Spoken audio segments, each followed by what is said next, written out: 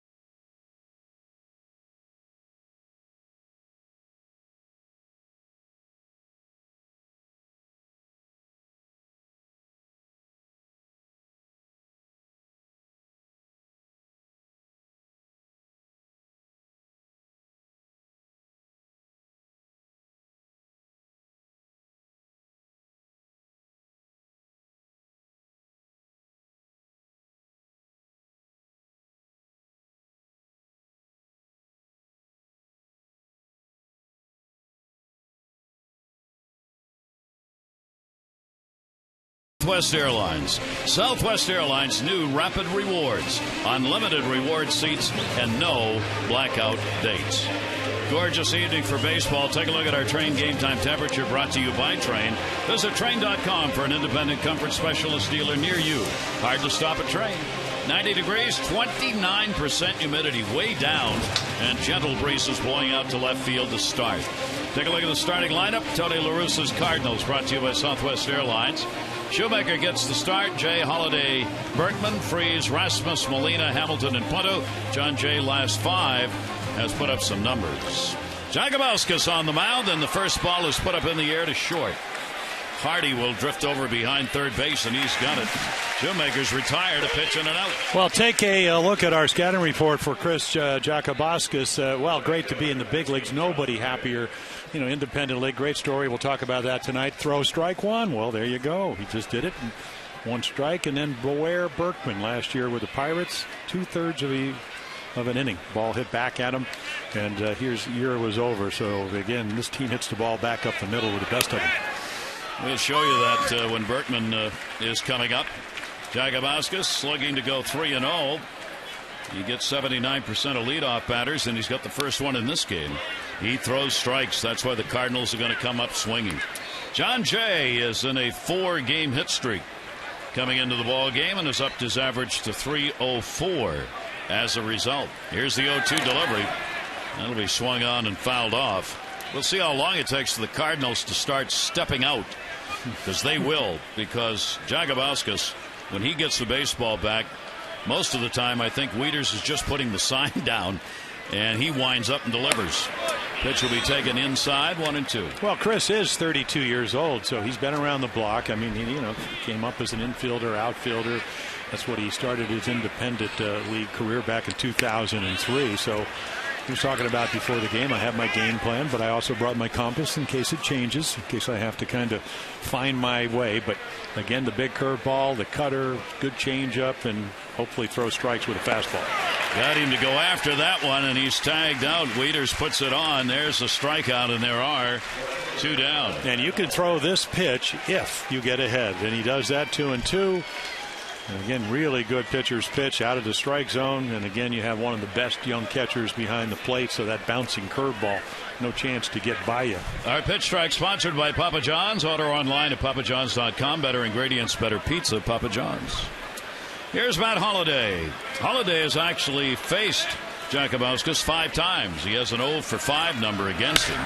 And he's going to put that one up in the air. And you talk about coming out ready to swing the bat. Jones is there. He's got it. Jakabauskas makes it look easy as he gets through the first inning with just 8 pitches thrown. Orioles lineup coming up.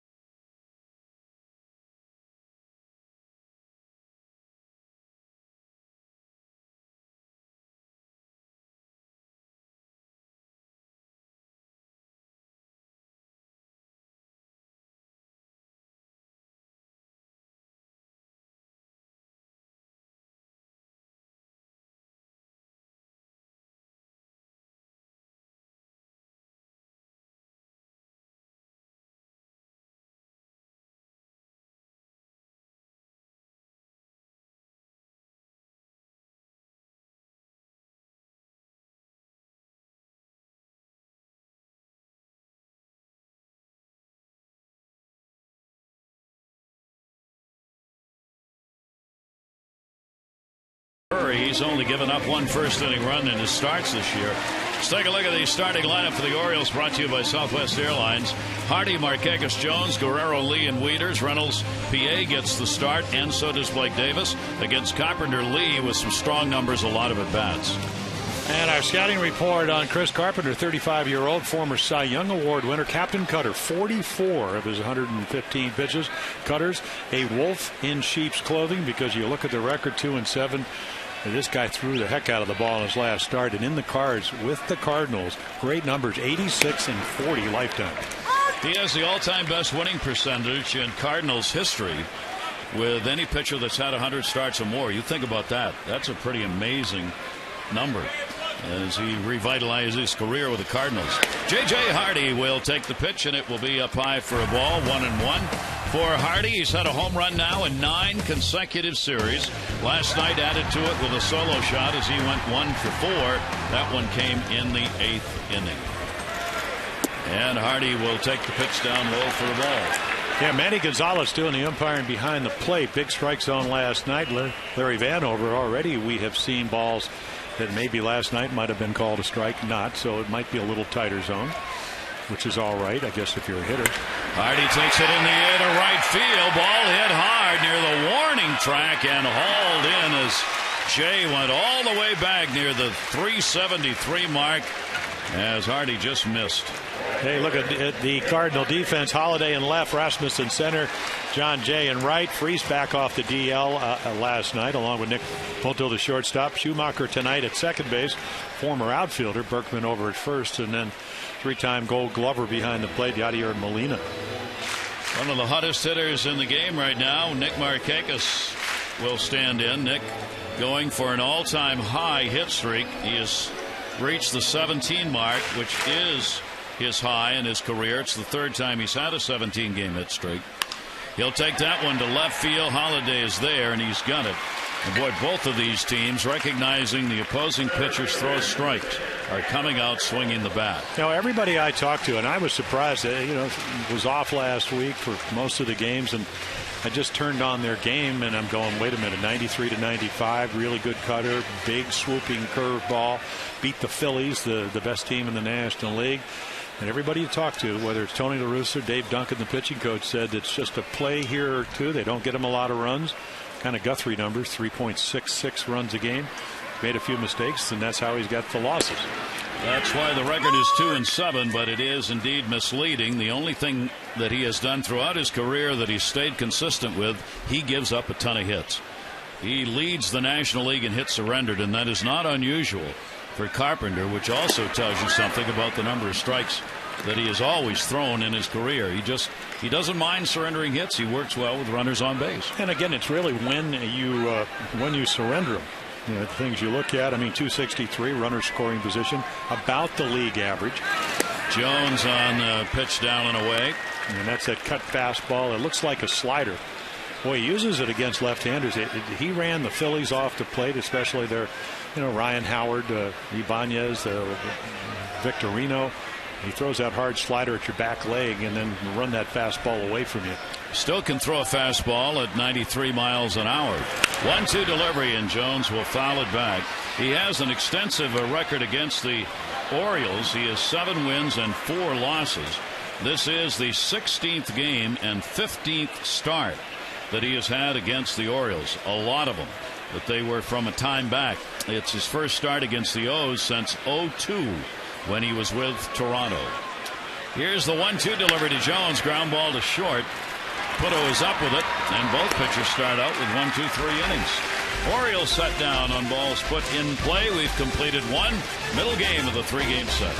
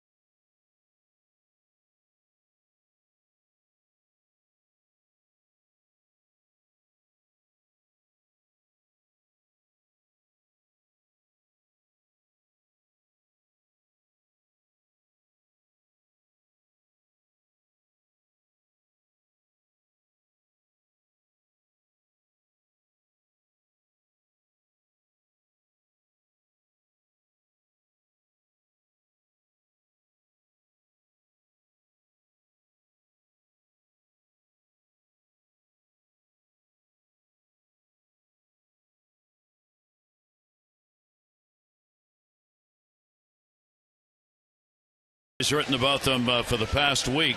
Jakabauskas, the Orioles starter, Lance Berkman. If you're queasy, don't watch this. This is in 2010. One of the hardest hit balls to hit a pitcher I've ever seen, right off his head. And as he put it, a couple of inches one way or the other, and I might never have gotten up. Berkman was horrified, came over to the mound after the incident, went to the hospital to see Jakabauskas. They've stayed in touch after that.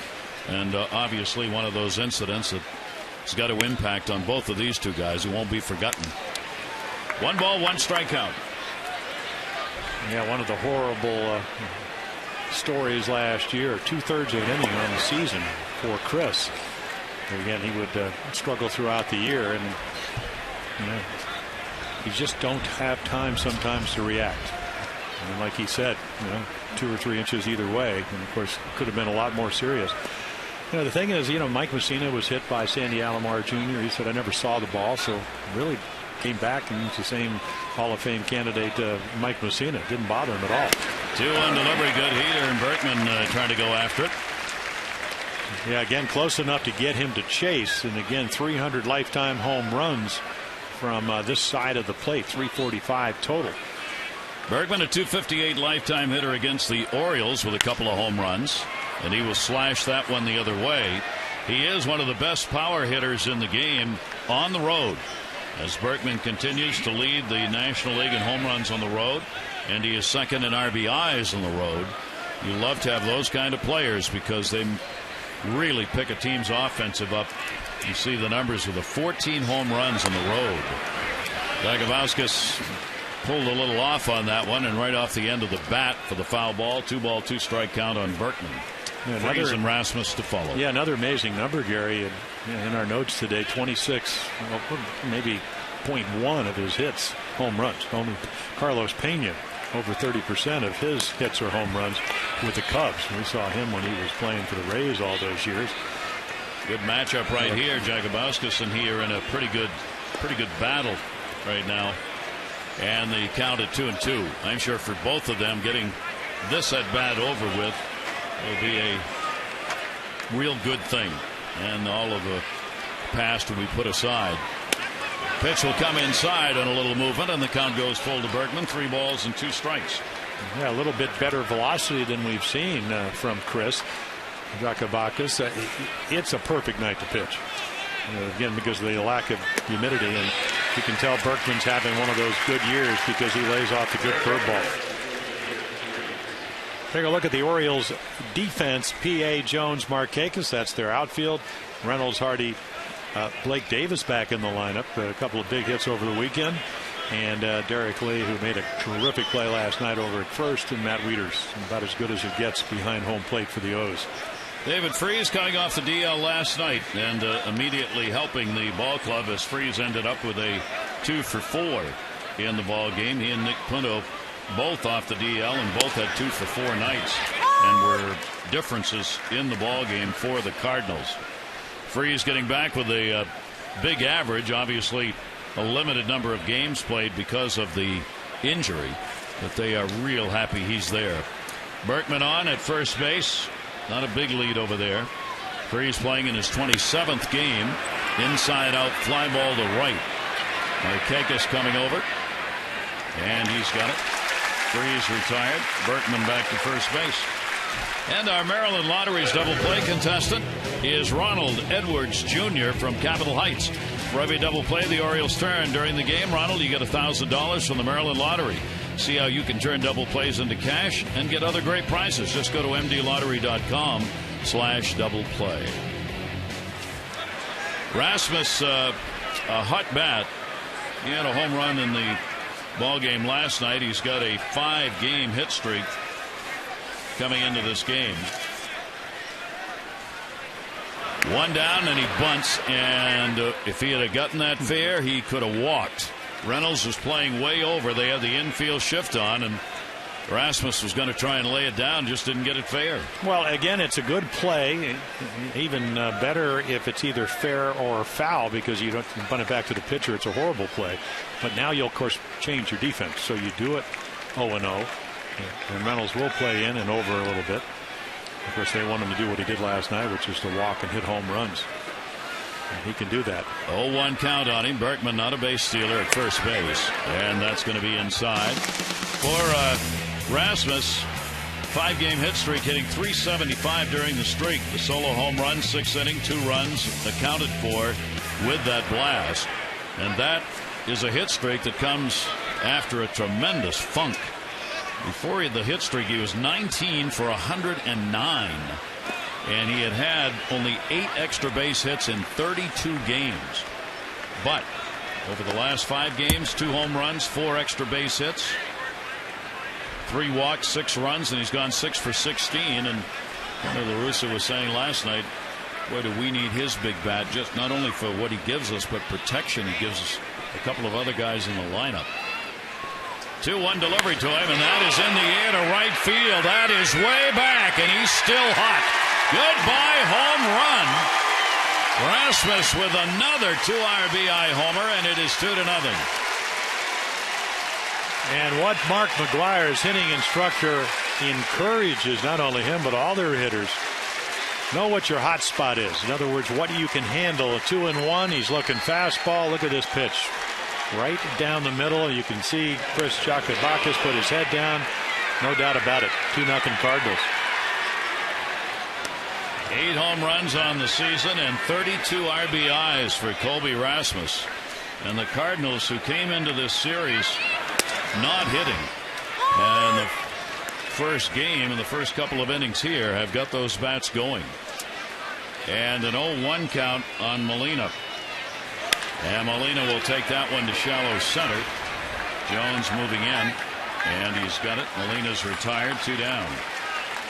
Jagabuska surrendering the 5th home run of the season. 4 have been hit by left-handers. Yeah, and I think the most disappointing thing to him, and again, it wasn't a free pass in the sense that Berkman really earned that leadoff walk. It's everybody says, well, you can't walk people. It's really what happens after the walks. So you walk him, he earns it. There is Mark McGuire, 2nd year as their hitting instructor. And he schools these guys to know until you get to 2 strikes what you can handle. What pitch do you? Are you a low ball hitter, high ball hitter? Swung on and foul tipped on a breaking pitch to Hamilton. And you encourage your guys to have exactly the kind of swings in hitters' counts as Colby Rasmus had, which is look for a fastball, get one to hit, and do something with it. Mark Hamilton, the DH, 0-2 delivery to him, and he got him. But the damage done. Jagabaka's only the 2nd home run that he has surrendered as a starter. But it gives the Cardinals a 2-0 lead.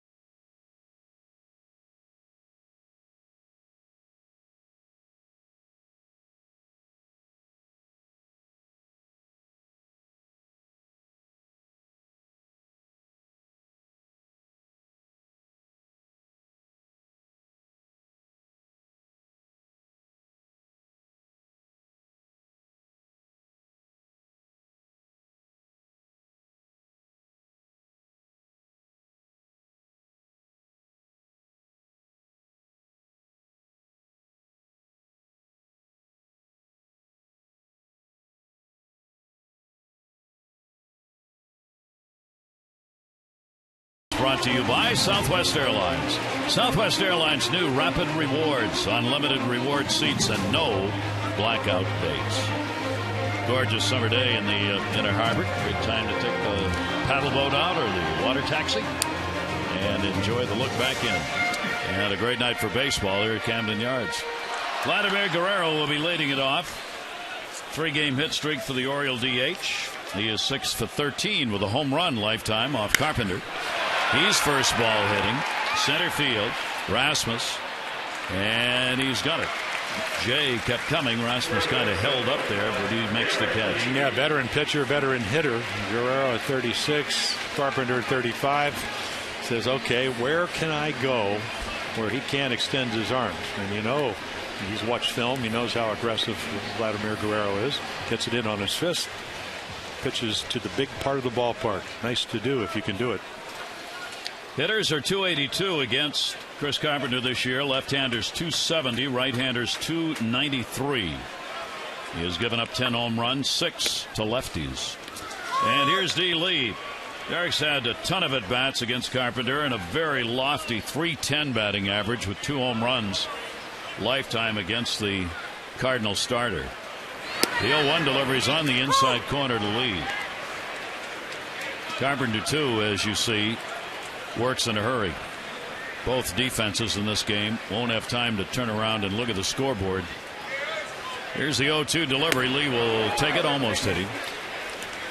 Yeah, Johnny Gomes, who plays with the Cincinnati Reds. The Orioles got to know him when he played for the Rays. He was in here over the weekend. He said nobody that he's seen in the National League pitches inside better than Chris Carpenter. Both righties and lefties, and you just saw what he'll do to right-handers. 1-2 delivery. He's fouled off outside of third base. And then he'll just throw a little cutter off the outside corner. You know, I asked him yesterday, I said, over 40 cut fastballs in your last start. He said, well, I learned it at the end of my Toronto career before he came to the National League. Great right-hand hitter. Big guys like Derek Lee get behind, throw a little cutter away, hope that they'll pull off. 1-2 delivery on the way. The other pitch he throws more than he ever has is the curveball. That's his changeup, really. He uses an overhand curveball as his changeup, and he's gone to that a lot this year. And pretty good assortment. I mean, the fact that you can still throw that 93-mile-an-hour fastball, as usual, sets everything else up. And Duncan says he's got good control on all 3 of those pitches. 2-2 delivery to Lee on the end of the bat, heading to the seats. Berkman over and right off the top of the tarp. Yeah, they don't want him to get hurt. Gets wedged in between the stands and that tarp, and because you know, last year, as we mentioned last night, we saw Berkman had knee problems. This year, healthy. Started out in right field before the Pujols injury. Game today affecting the division. Cincinnati beat Tampa Bay 4-3 today. Shields lost. He's 8-5, 4 runs, 7 hits over 7 for Shields. Volquez got the win. Edison Volquez, 3 runs, 4 hits over 6 and a third. Cordero got his 16th save, and the Reds beat Tampa Bay in a day game 4-3. Minnesota got a day game victory today after they've been getting hammered.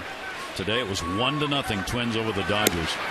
And outside and walked him, and Carpenter took an extra stare in at Manny Gonzalez. He thought he might have had the zone. Yeah, pitching the wrong night. Waiters coming to the plate. Our second inning brought to you by Luna. Take a look at the average with runners in scoring position. So far, Matt Wieters has not given up that #1 position. Joey Votto's closing in. Call today for the Luna Double and get your second room of flooring free. Call 877-241-LUNA. That's some pretty lofty company right there. Cabrera led the American League in RBIs last year. And there's the cutter. So little homework for Mr. Wieters. He just kind of gazed at it. Dave Duncan, yeah, excuse me, Gary, but Dave Duncan talking about that cut fastball, he said the key to throw it is where you can throw it, where you don't have to throw it for a strike. And again, if you lay off it, it makes it a lot harder for Chris Carpenter to use it. 1-0 count. Lee at first base.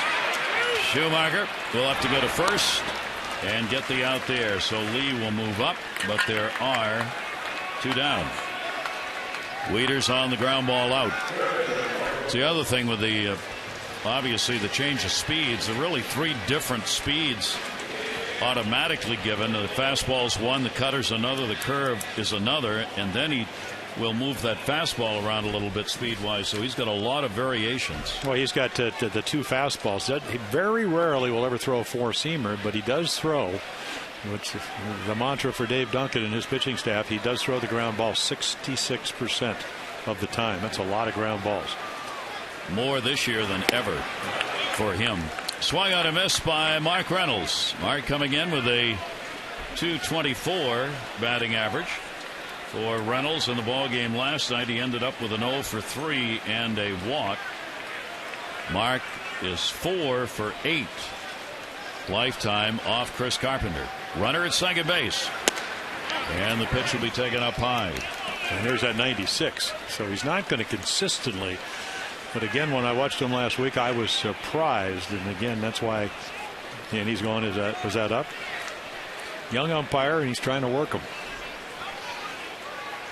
Good lead at second base lead. They're not trying to hold him. He's got a good secondary lead with 2 down.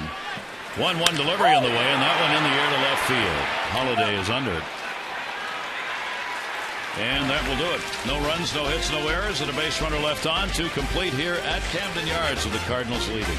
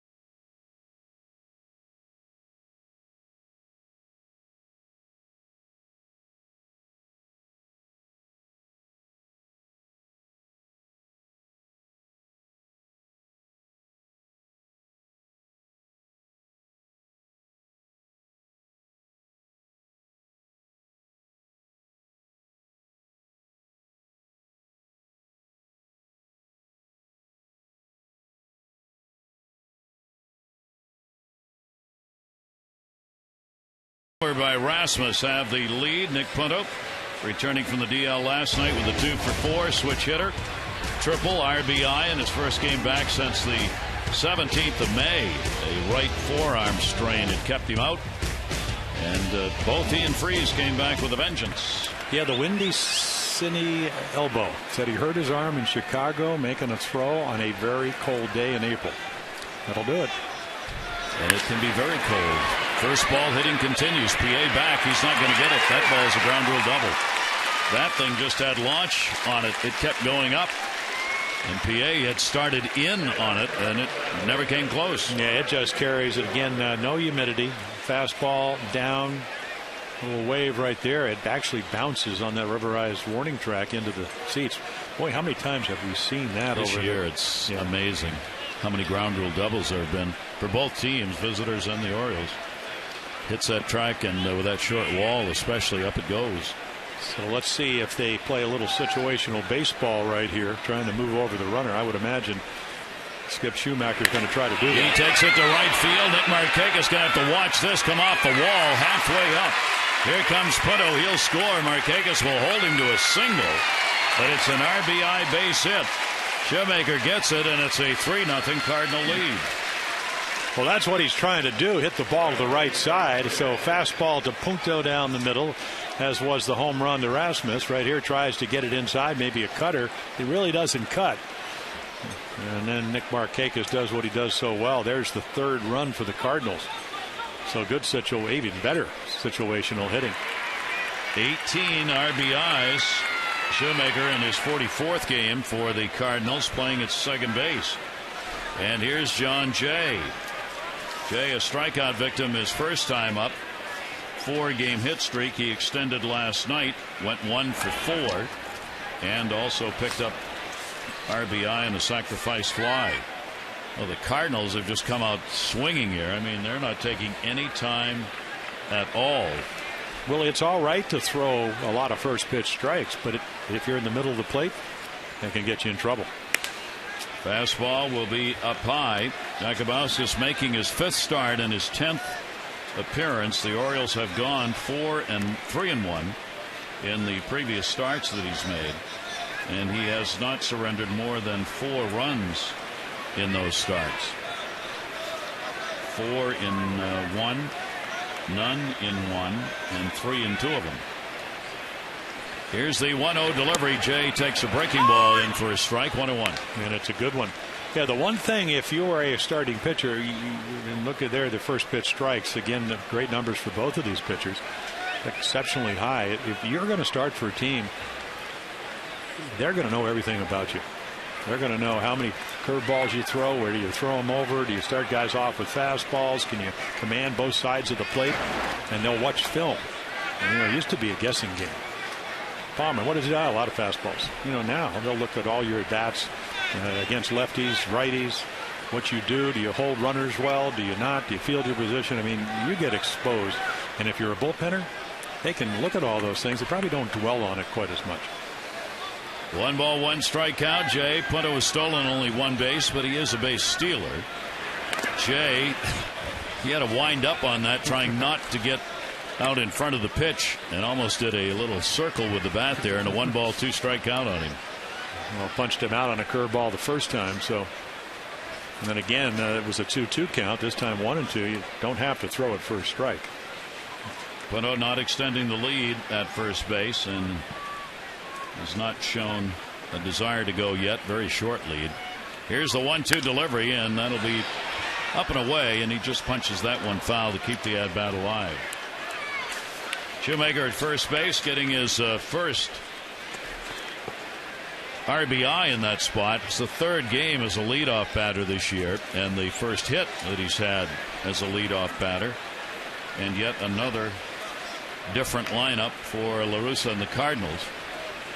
The 70th different lineup he's used this year. Jay, 1-2.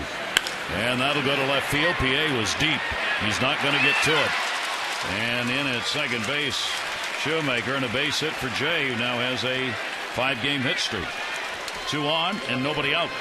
Orioles Cardinals will wrap up this interleague set tomorrow night, 7:05. First 10,000 will receive the J.J. Hardy Orioles t-shirt presented by Real Street Staffing.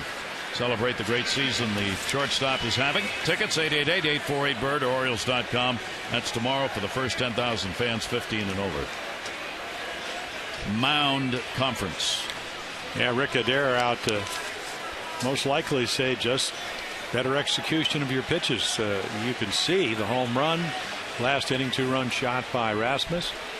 Most of the pitches up, as we saw last night with Zach Ridden. Brad Bergeson.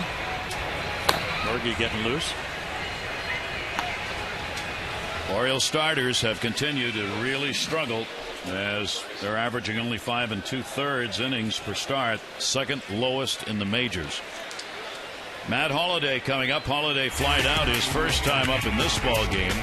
The last 5 games, though, he's had a couple of home runs, 5 RBIs, and a .300 batting average. Last night, he got a solo shot, his 7th, and an RBI in a 2-for-5 ball game. 400 hitter with runners in scoring position. So a real tough spot right here for Jakabauskas. Yeah, he has to stay healthy. Talked to him about the quad. He said, well, it's about as good as it can be. So he'll probably back off running wise. Then the appendectomy early on, missed a week in April, and missed 2 weeks the end of May into the early part of June. So with Albert Pujols with the fracture in his left forearm, they need him healthy the whole year. And he will take the off-speed breaking ball. If he qualified, which he does not because he's not had enough at bats, Holliday would be right at the top of the pile. He'd be 2nd in the National League to Joey Votto with runners in scoring position at 400 for Holliday, 431 for Votto. 0-1 count, 2 on, nobody out. Breaking ball is going to miss down low. Matt Wieters having to block that, and the count goes to 1-1 on Holliday. But you know he has a pretty good idea of what he wants to hit because Chris Jakabauskas, I mean, is about as good a curveball as you can throw, but he just looked at it. Strike one, came back with another one, ball one. If you ever triple up on anybody, that third one better be as good as that first one, or good hitters will make that adjustment. 1 ball, 1 strike delivery to him, and that hit him. Yep. Caught him on the elbow. So again, I mean, this is how you pitch, except he's looking away. You're throwing him a couple of breaking balls. He's going to keep the front shoulder in, and then when you come in, and he does come in, he just gets that back elbow, not the front elbow, but watch him get the right elbow underneath pretty much his body. It's not that far inside. It just happens, again, big, strong hitter covering the outside corner, just gets nicked. And Holiday saying he's all right. Looked like he may have gotten a little break there, and that instead of going on that bone on the elbow, it caught him kind of on the flesh and the muscle. Not that it doesn't hurt. Yeah, a lot of nerves running up that forearm. Our Volkswagen Super Slow-Mo brought to you by the Volkswagen Autobahn All Event. Hurry in before the deals run out. Bases are loaded. Shoemaker, Jay, and Holiday.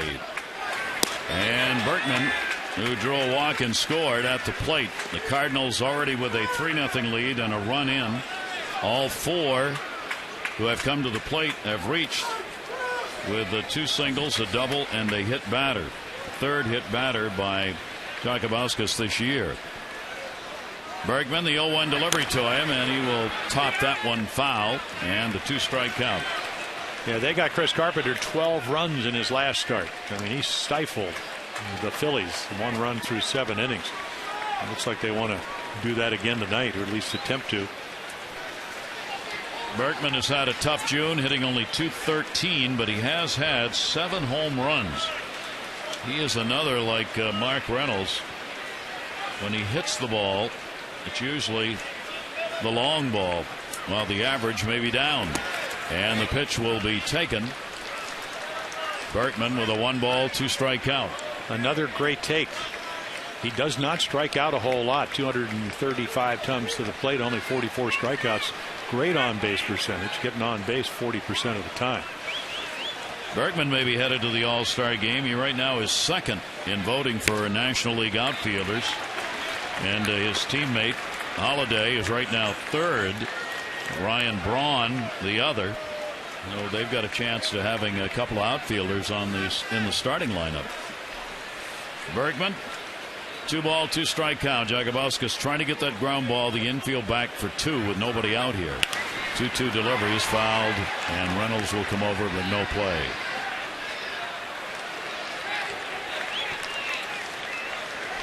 You know, the Cardinals have been a ball club that gets on the board first. They have done it here in this ball game 52 times. They have scored the first runs in a ball game. That is the #1 mark in the majors for scoring first. And as we have seen, when you do that, your chances of winning dramatically increase. 2-2 delivery, reach to protect. What a great pitch. Good changeup, but again, it gives you an idea of what kind of hitter Berkman was when he's healthy, and he's healthy. I mean, there's your changeup, circle change. Watch this ball run down and away. Bases loaded, nobody out. You're trying to stay alive, and he does. Berkman's had his chances here at Camden Yards. He's a lifetime .270 hitter in this ballpark with 1 home run. 2-2 delivery to him, and Berkman will take it, and there's no place to put him, and the count is full. And he's earned himself a fastball because, again, back-to-back changeups. He didn't even, it wasn't close, but he didn't even attempt to swing at it because he picked it up so well. And part of good hitting, pitch recognition. So a big chance for the Cardinals, and for Jakabauskas, a big chance for a double play. Here's the 3-2 delivery, and Berkman will take it to center field, right at Jones. Tagging up, Schumacher coming to the plate. He will score easily. Sacrifice fly for Berkman, and the Cardinals make it a 4-0 ball game.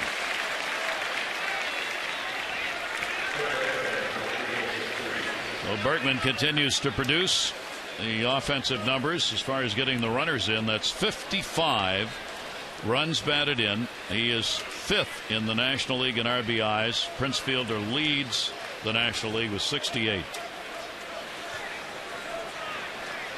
Runners remain at first and second. Jay and Matt Holiday. Now still only 1 away. And David Freese, who flied out to right field his first time up, stands in.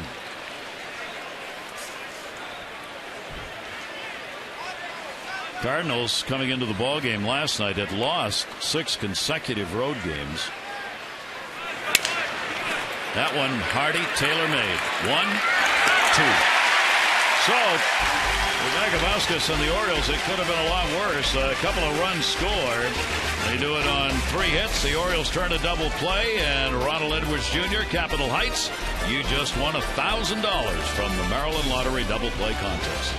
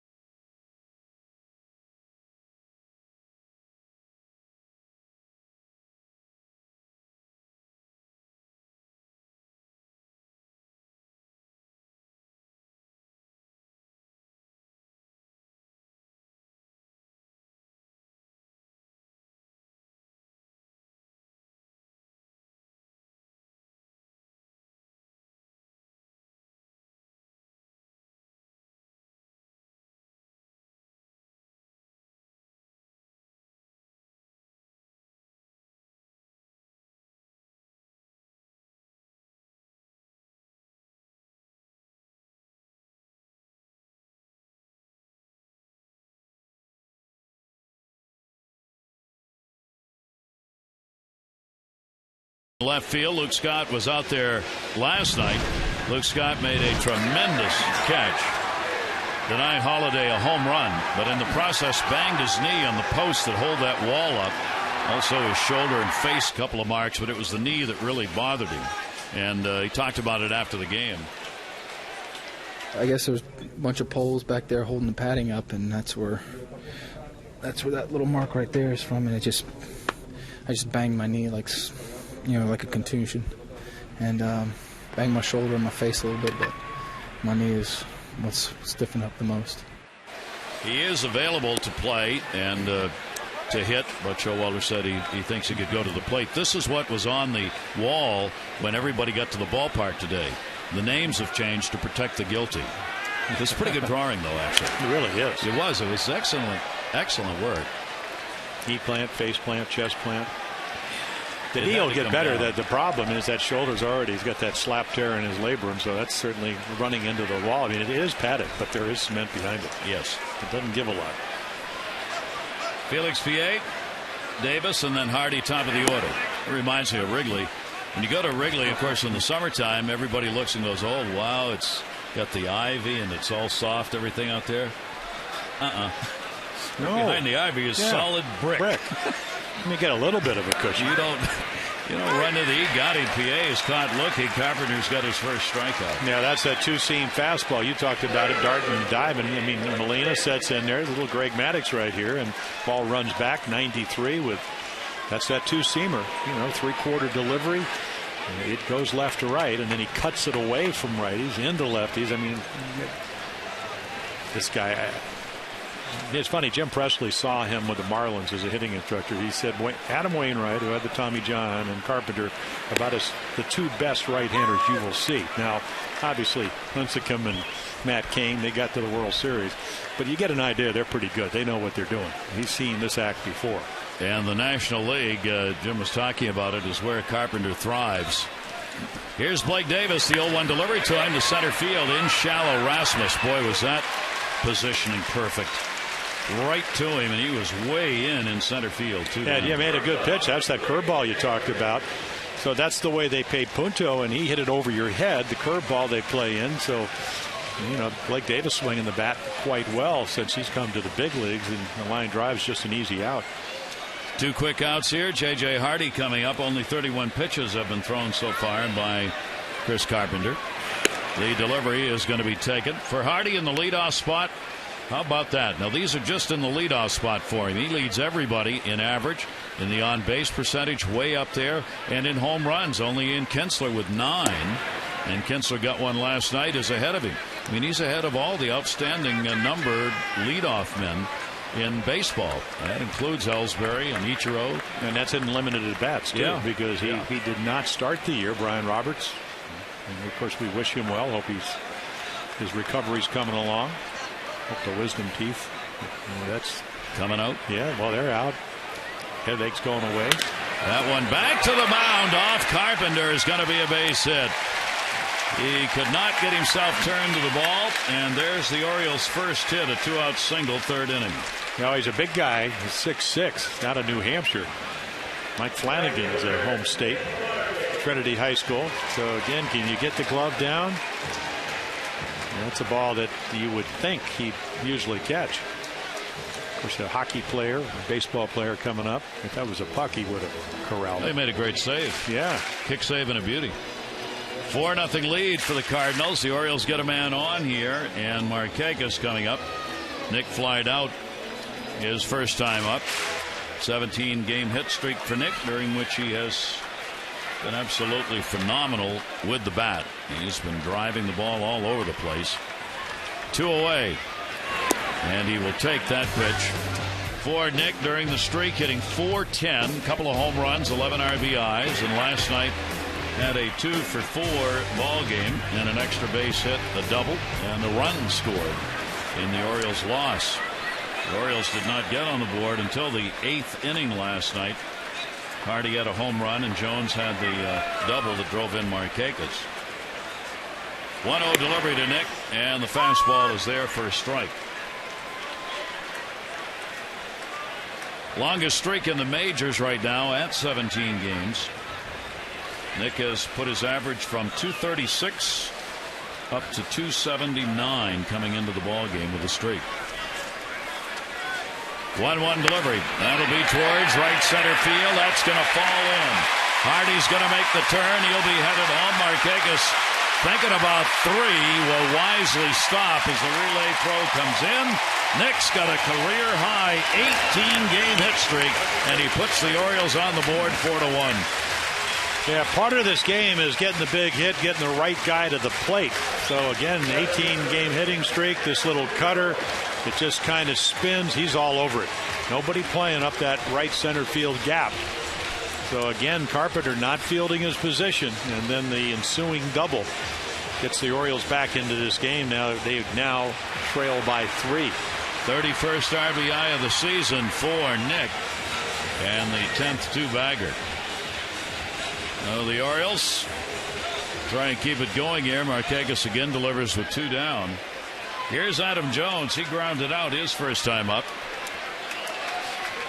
Now the Orioles would like to do what the Cards did last night off of Zach Britton.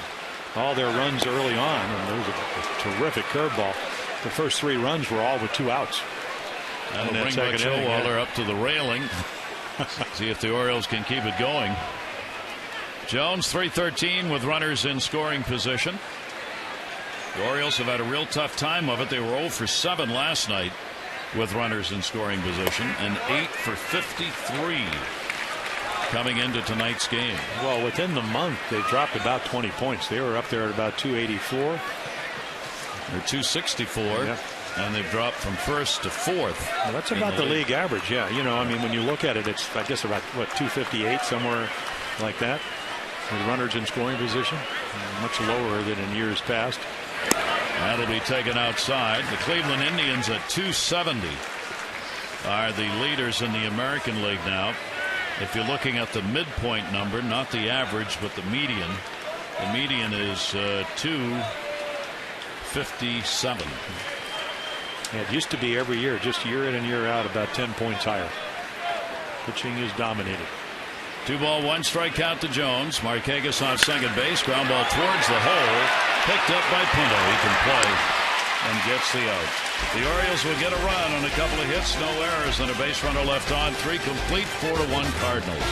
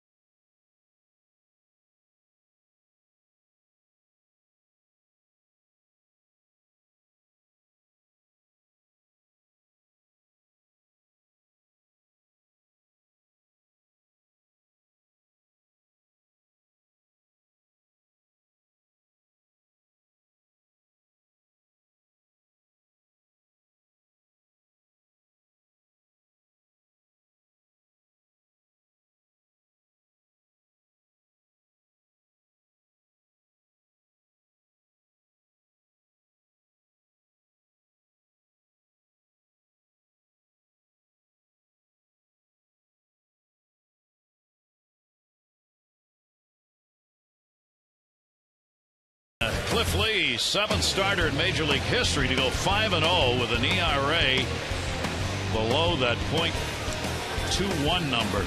Wow. Ian Kinsler, Texas, 26 RBIs leadoff spot. Only Jacoby Ellsbury is ahead of Kinsler, who right now is hot for Texas. And the Giants scored 5 runs in an inning in each game of a doubleheader against those Cubs. First time since 1955 the Giants have done that. Which, the Chicago Cubs? Chicago Cubs, that team that hasn't won in like 450 years. Right, at least. At least. That pitch is taken for a strike. Colby Rasmus. They were losing before they started baseball. There's a chance that's true. If there were GOATs in existence before baseball, which there probably were, then probably the Cubs were losing games before baseball started. I think that makes sense. Glad you raised that. Glad to help out. Here's the 1-1 delivery. Rasmus, home run number 8. Well, you know, it's interesting when you talk to Mark McGuire. He said he was very static, hands too still, put them in motion. He's gotten good pitches to hit, has not missed them. You know, last night off the lefty, that was only his 2nd home run of the year against left-handed pitching. But again, in that 3-run second inning, he started it with a walk. So again, a quality at bat. Even if you didn't get a base hit, you get on base, they score 3 runs, then you hit a home run, a bomb, hit it a long way. We should mention to those who might have missed today, Clay Rapata has been reassigned. He's got to go through waivers. We'll see whether or not he actually goes down. And Simone is back on the roster as a long reliever and possible starter for the Orioles. So Simone is here. Rapata designated for assignment, but has got to go through waivers. We'll see whether or not that happens. And Ryan Franklin of the Cardinals has been given his unconditional release. He pitched in the ball game ineffectively last night, a third of an inning, 2 runs and 3 hits. Cardinals released him today. They are playing a man short tonight, as they will not make a roster move until tomorrow's game. The runner on, leadoff and on here in the 4th inning. The second walk surrendered by Zagabauskas. And now Molina coming up. Molina flied out to center field his first time up.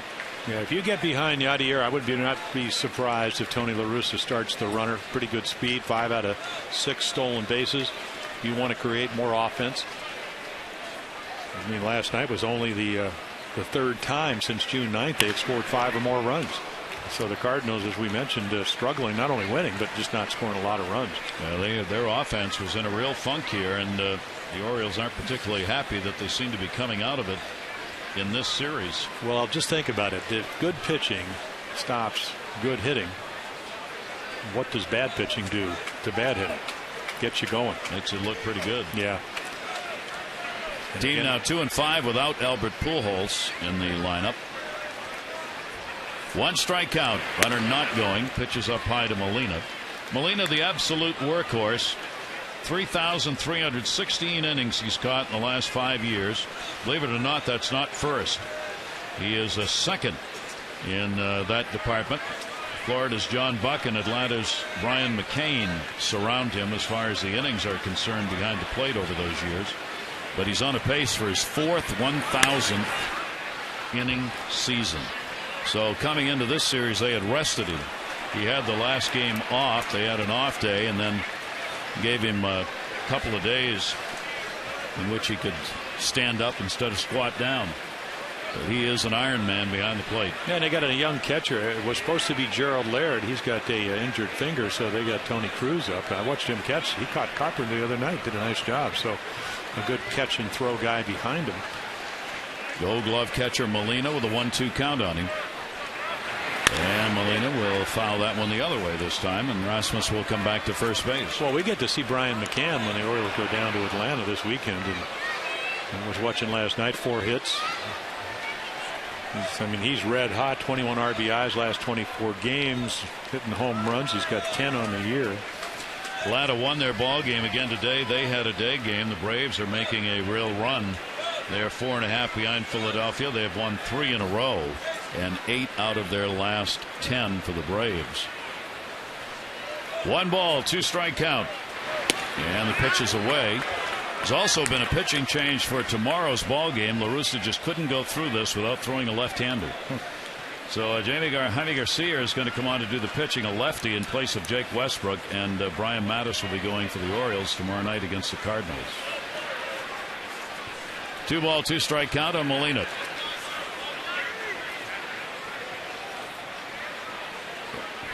Runner not going. This one may be playable. Markakis over. And a nice catch.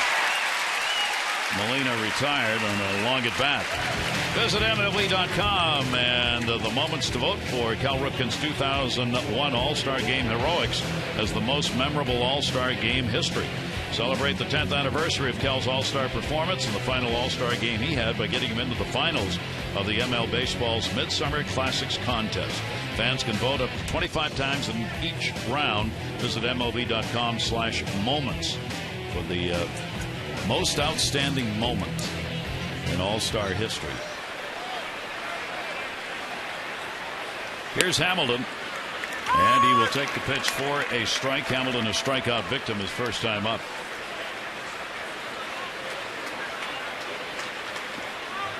Runner on at first base and one away. Hamilton had a 1-for-4 in the ballgame last night, a single and a run scored. Yeah, probably their biggest hit in the early going last night. 0-1 delivery, pick off at first, bounces. They almost hit the batter Hamilton trying to go down to first base. Well, again, see how he gets out. I mean, if you're a base runner, you can't see Wieters, but again, he backs out a little bit to get out of the way, and in doing that actually gets in the way. And then of course Derek Lee, he's going to catch just about anything you hit or throw down there. But Hamilton single off Zach Britton with 2 outs. He got him their first run last night. And the fastball's up high. And that got him going. 2 other hits. Again, Theriot got a hit. Punto right after Hamilton. And he had been 1 for 8 against lefties. So he was born here in Baltimore. We're actually out Lutherville, Timonian. He played baseball when he was a kid. Big guy. 1-2, 1 away. Hamilton. And that one's way up high. High target set, but out of the strike zone. And the count will go to 2-2 on Hamilton. Well, that tells me that book on him, he's a good low ball hitter. He's trying to get him like they did the first time, chase up in the zone. Refused to bite on it. 2-2, will not want to go further with him. Rasmus, not a big lead at first base and not going. Hit the first, off the glove of Lee and into right field. Rasmus will go to third. It'll be a single for Hamilton. And the Cardinals have the corners covered with 1 out. Yeah, slow bat. That's why they're trying to throw it by him. And then again, left-handers, what do they like? They like the ball down. He just golfs this curveball by Lee or off his glove. Yeah, just nicking. Of course, holding a runner. You try to hold the runner, especially with a little bit of speed, and then get off the bag, and he's able to do that. So now Agabauskas in trouble again. The bullpen's scurrying for the Orioles. And Nick Punto, the number 9 hitter, but a very good one coming up. He has doubled and scored in this ball game. 3 hits and 5 at bats in the 2 games. Orioles will play for the double play with Reynolds on the grass at third. And that'll be in the air to left field. PA, it is not deep. Rasmus will tag. PA will get it to the cutoff man. That's the way it's played. And nobody moves, and there are 2 down. Yeah, Chris does a nice job of getting him to get the fly ball, but not deep enough. Felix PA with a very good arm, so they're not going to, with still 1 more out, and Schumacher, who hits right-handers very well, coming to the plate. Agabauskas with a chance to get it out of the inning without surrendering a run here if he can get Skip Schumacher. Schumacher is single, driven in a run, and he is popped out. He has a 5-game hit streak going. Ryan Theriot was in the number 1 spot in the lineup for the Cardinals in last night's game. Schumacher did not play. And the pitch is taken, and it is in there for a strike. So this is a big at bat right here with the Cardinals already up by a score of 4-1. Going to keep this right where it is. Tony La Russa has used 6 players in the leadoff spot this year as part of those ever-changing lineups. Dave McKay knocked it down. Dave McKay's the first base coach. He's the answer to a trivia question. Who surrendered the most home runs to Mark McGwire? The answer is Dave McKay. Dave McKay's the only guy McGwire would let throw batting practice to him. So McKay gave up about 6 billion home runs. 16 years with the Cardinals for McKay. Here's the 0-2 delivery, and that is foul back. I saw him as a player. He played for the Blue Jays. And of course, very loyal, Tony La Russa. Dave Duncan's been a pitching coach for 32 years, probably about 28 of them with Tony. Dave McKay's been with him about 26 years, I believe. There's Dunk. Well, this is a group that's wandered around baseball together, and not a lot of wandering. They've stayed in places a long time. Runner goes. Here's the throw by Wieters, and they got him in a rundown. Throw to the plate, and they got him. Great play as the Orioles get Rasmus, as Hamilton could not stay in the rundown long enough to allow the run to score, and Wieters didn't hesitate, and Hardy didn't either. He gets it right back to him. Wieters has got it covered, and that ends the inning with nobody scoring.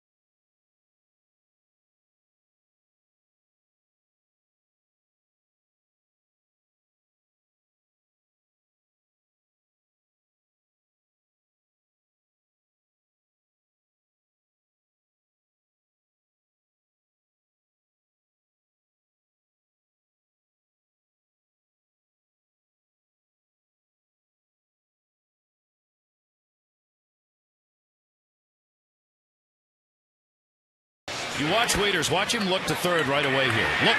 He looks. He knows the runner's probably going to come, and he wanted him to. Because they weren't going to make the play at second. And you see Hardy had I'm not getting you in a rundown here. We're going back to the plate. Yeah, and we talk about blocking the plate. Watch Matt Wieters again get the ankle up in front of the plate. Very difficult for Rasmus with good speed to even get to home plate. And then just dropped a hammer on him. Real fine play to end the inning. So let's see if the D can spark the offense. Vladimir Guerrero flying out to center field, his first time up.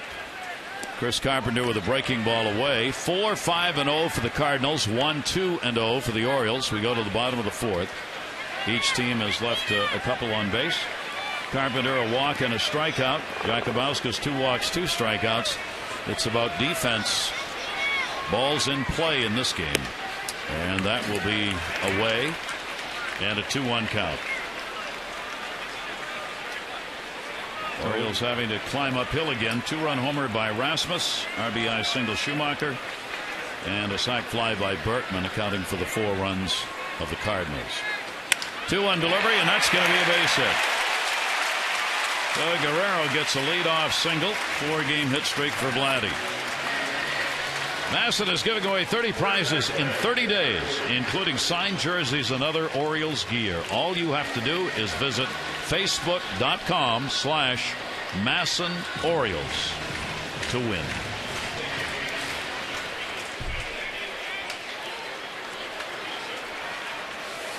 Now Derek Lee. Orioles get their 3rd hit. Lee, he walked his first time up. He will take the pitch, and it will miss down low for a ball. Yeah, he's looking for double play, and Derek Lee is looking for a ball out over the plate. And just like Guerrero got on a 2-0 pitch. Lee has hit into 9 ground ball double plays. Orioles have hit into 73 ground ball double plays. That one in the air to right field. Jay Vladdy back to tag, but nowhere to go as Jay gets it in. And Lee's retired, 1 away. By the way, that play at the plate is ruled a caught stealing. The 2 to 6 to 2, getting the out at the plate's one of those rare caught stealings at home. So if you were a base runner like Mark Hamilton and you got to second base before they threw you out, is that a stolen base? Probably not. Even though you reached kind of an interesting scoring. You reach second base before the out is recorded to the plate. But the out is recorded at the plate. Yep. Then it would not be a stolen base. Because I don't think Mark Hamilton has had too many steals. No. He's a big guy, home run hitter in the minor leagues. Even if he was born in Baltimore. Well, he had 3 in the minors, about 3 times. Wieters will take the pitch inside. Matt grounded out his first time up. Runner on at first base, 1 away. 6 attempts in 441 games is not bad. Smart. Smart runner. Well, that too. Yeah, you got to know your limitations. That's right. Wieters swing and a miss. We got another umpiring question for you. We're going to show you on a Mark Tulowitzki play that was much talked about, and Brian Gorman, who's the crew chief working at first base in this game, was kind enough to talk with him last night to get the official ruling on the play. I couldn't find anybody who'd ever seen it before. Here's the 1-2 delivery and a slow roller. Only play is going to be at first. Carpenter guns it and gets the out. Now this is Tulowitzki 2 nights ago. Watch what happens on this play. You can't see what happened until you slow it down. He gets a base hit, but when you look at it on slow-mo, he hits the ball twice. 1, it's off the bat. 2, it's like he teed it up. The ball actually came off the bat and he hit it twice. Can you do that? Brian Gorman said, no, you can't. That is a foul ball. He said anytime you hit the ball twice while you're still in the batter's box, it's an automatic foul ball and the ball is dead. But with the real eye, obviously they never saw it. Right. But that is amazing, and again, it tells you what the modern day cameras, not only here but throughout baseball, can do. But how does the ball stay on the wood that long to allow you to hit it twice?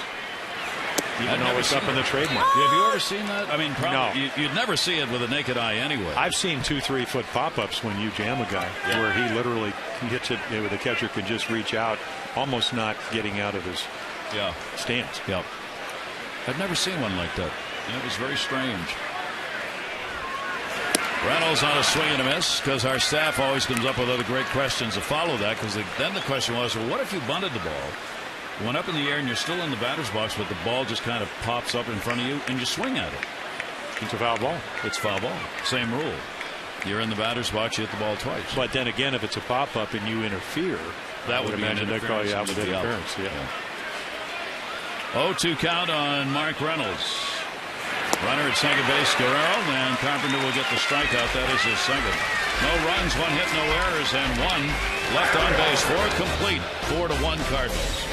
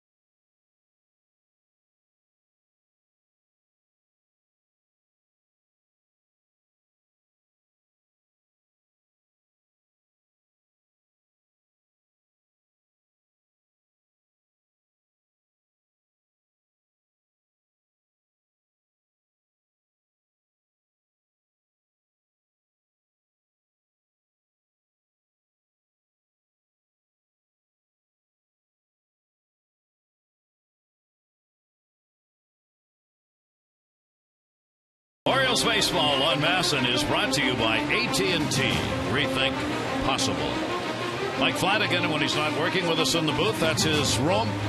Always has fresh flowers, cut flowers there. Great view of the ballpark from outside the window, and Mike just kind of relaxes and enjoys his days there. Dulce Vita. Little peanut butter and honey sandwich, and you're all set. That's it. Here is Skip Schumacher, left standing at the altar on the out at the plate. And he will take the pitch away. Jagubowski settling down after the 2 runs in the second and 2 more in the third. But this game right now looks a lot like last night's game against Loesch, who got the win. Carpenter's kind of doing the same thing to the Oriole bats, quieting them down. Luke Scott available, as we said, to pinch hit. That one in the air to left center field. Pierre's going to need all the speed he's got, and that's still not going to be enough. It'll bounce off the wall, gets around him. Jones there to help. Will get it in, but it is a leadoff double.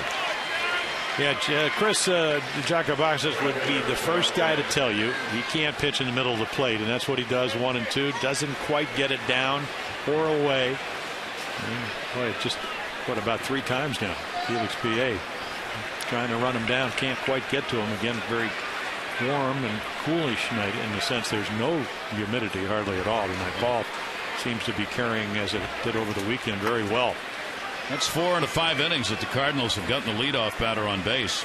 Jagubowski came in retiring 79% of leadoff batters. Runner in scoring position. Jay will try and get him moved up. He does square down to third, push one. Reynolds has got it, makes the play. It's a sacrifice though. And Schumacher is over to third base. The Stadium Baseball History brought to you by Verizon Fios. Switch to Fios and network ahead to learn more. Visit Verizon.com/getFios. Back in 1913, 1 baseball was used for an entire game, and it was 9-6. There were no foul balls. There were no home runs. 1 baseball. In 1972, the A's traded Denny McLain for Orlando Cepeda. First time MVPs had been traded. And in 2007, Aubrey Huff became the 3rd Oriole player to hit for the cycle since '54. Pitch is taken for a strike. Can you imagine that? Not 1 baseball for an entire game? Well, dead ball era. They didn't go that far. He didn't. But the 9-6, you would have thought. Spitter was outlawed in 1920, except for guys like Burley Grimes who threw it. They were grandfathered in. Was played at Redland Field. That's just amazing. Now we use 1 baseball per pitch. Well, again, it's not about first pitch strikes. It's about the quality of the pitches later on, and not a whole lot of them. I mean, just like Britton didn't pitch horribly last night, and you don't get a lot of runs. It just seems like it. Well, he's had a good curveball. Of course, again, the infield in because of the scoreboard, or at least about halfway in, trying to cut off the run. Pretty good speed for Tony La Russa and his Cardinals with Schumacher at third. Schumacher may be going on contact here with 1 away. That one in the air. And Wieters will not have a play. Holiday has been hit by a pitch and fly it out. A couple of hits in 6 at-bats so far in the series. Hitting at .330, 10 home runs and 40 RBIs, and that's even with the injuries. He is up among the National League leaders if he had the requisite number of at-bats per game, which he doesn't get. You mentioned it last night. He's a .317 lifetime hitter. And he can flat out play. Great offensive player. What the Cardinals have always been able to do, when they need a player, they go get him. They somehow find a way to come up with guys who get it done. Pinto's one of those that they've got out there playing in the infield. They needed somebody at short, second, and they got him. Runner will stay. Hardy gets the out in Holiday. Well, Chris Jacobakis, I mean, he's on the tightrope tonight, but so far he has not lost his balance. In and out of trouble. And Berkman is coming to the plate. Well, that's trouble. That's trouble. Berkman came to the plate. Trouble in the 3rd inning. With the bases loaded, he got a sacrifice fly out of it. And they're going to walk him in. And the scoreboard dictates you have to do this. I always felt Again, if you do this, obviously Freeze can come up, hit a gapper, and you're going to give up more runs. But again, when you're down by 3 and Carpenter's pitching the way he is for the Cardinals, you don't want to be pitching to Berkman. Brad Bergeson twice up in the bullpen. Berkman will take the pitch away. John Russell, the bench coach. Buck Showalter discussing the situation. That's what bench coaches are there for. More to listen than talk, and be a reminder in case the manager might miss something or need to be told of another option. Good bench coaches, so that's what they do. And for John Russell, relays a lot of the signs. Willie Randolph or to the catcher, especially Matt Wieters, because of their relationship. John, a former catcher. So let's see if Jakubauskas can work his way out of it. Runners on at first and third, 2 down. Here's Freeze, who is hit into a double play, and he is flied out. Jakubauskas again with a chance to get out of an inning. And the pitch will be taken inside for a ball. Freeze, only 26 games, fewer than 100 at bats because of the injury. A couple of home runs, 14 RBIs. Runners off first and third. The 1-0 delivery, and it's not going to work. Freeze delivers the base hit. Schumacher will score, and Freeze makes the strategy backfire, and the Cardinals have a 5-1 lead. Yeah, and Chris Jakubauskas just can't make a quality pitch. It's supposed to be a slider, good tilt. Maybe you get the ground ball, and it's not hit hard because it stays away from the middle of the bat. But watch this one, just kinds of spin. And again, it's probably about 5 miles per hour slower right in the middle of the plate. Boy, it speeds up the bat. Good pitch, double play. Bad pitch, base hit into center field. Now another 4-run lead for the Cards. Freeze gets his 15th run batted in. There are 2 on now with 2 away for Rasmus. A home run and a walk. Rasmus will take the pitch down low. Cardinals played this kind of a ball game last night where they just kept putting runs up. They got 3 in the second, added another in the 6th, 2 more in the 7th. And here in this ball game, kind of the same thing. A couple in the second, couple in the third, another one here in the 5th inning. And then if Luke Scott doesn't make that grab on the ball by Holiday, they get another 2-run home run. And Chris Carpenter just saying, more, boys, more. Get me more. 1-0 count on Rasmus. Carpenter has been dominating the O's hitters for his part of the ball game. Here's the 1-0 delivery. That will be popped up. Third base.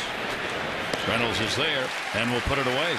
So Jakubauskas able to find some big outs here, but the Cardinals add another, and now it is a 5-1 ball game.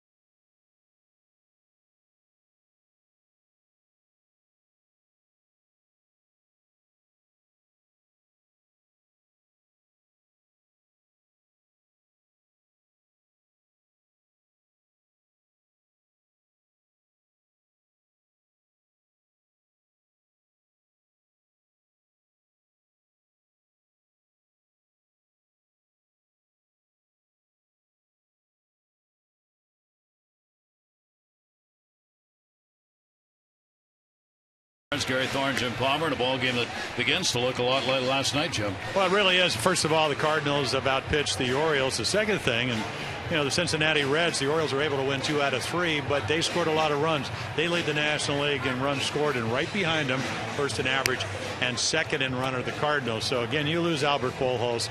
I know the numbers sometimes tell you, well, it's only 5 or 7 games a year, and I think they're starting to believe that. But getting Puno back and Freese, we just saw Freese get another base hit, makes a big difference. And the Oriole bats, they've just got to try and find a way here.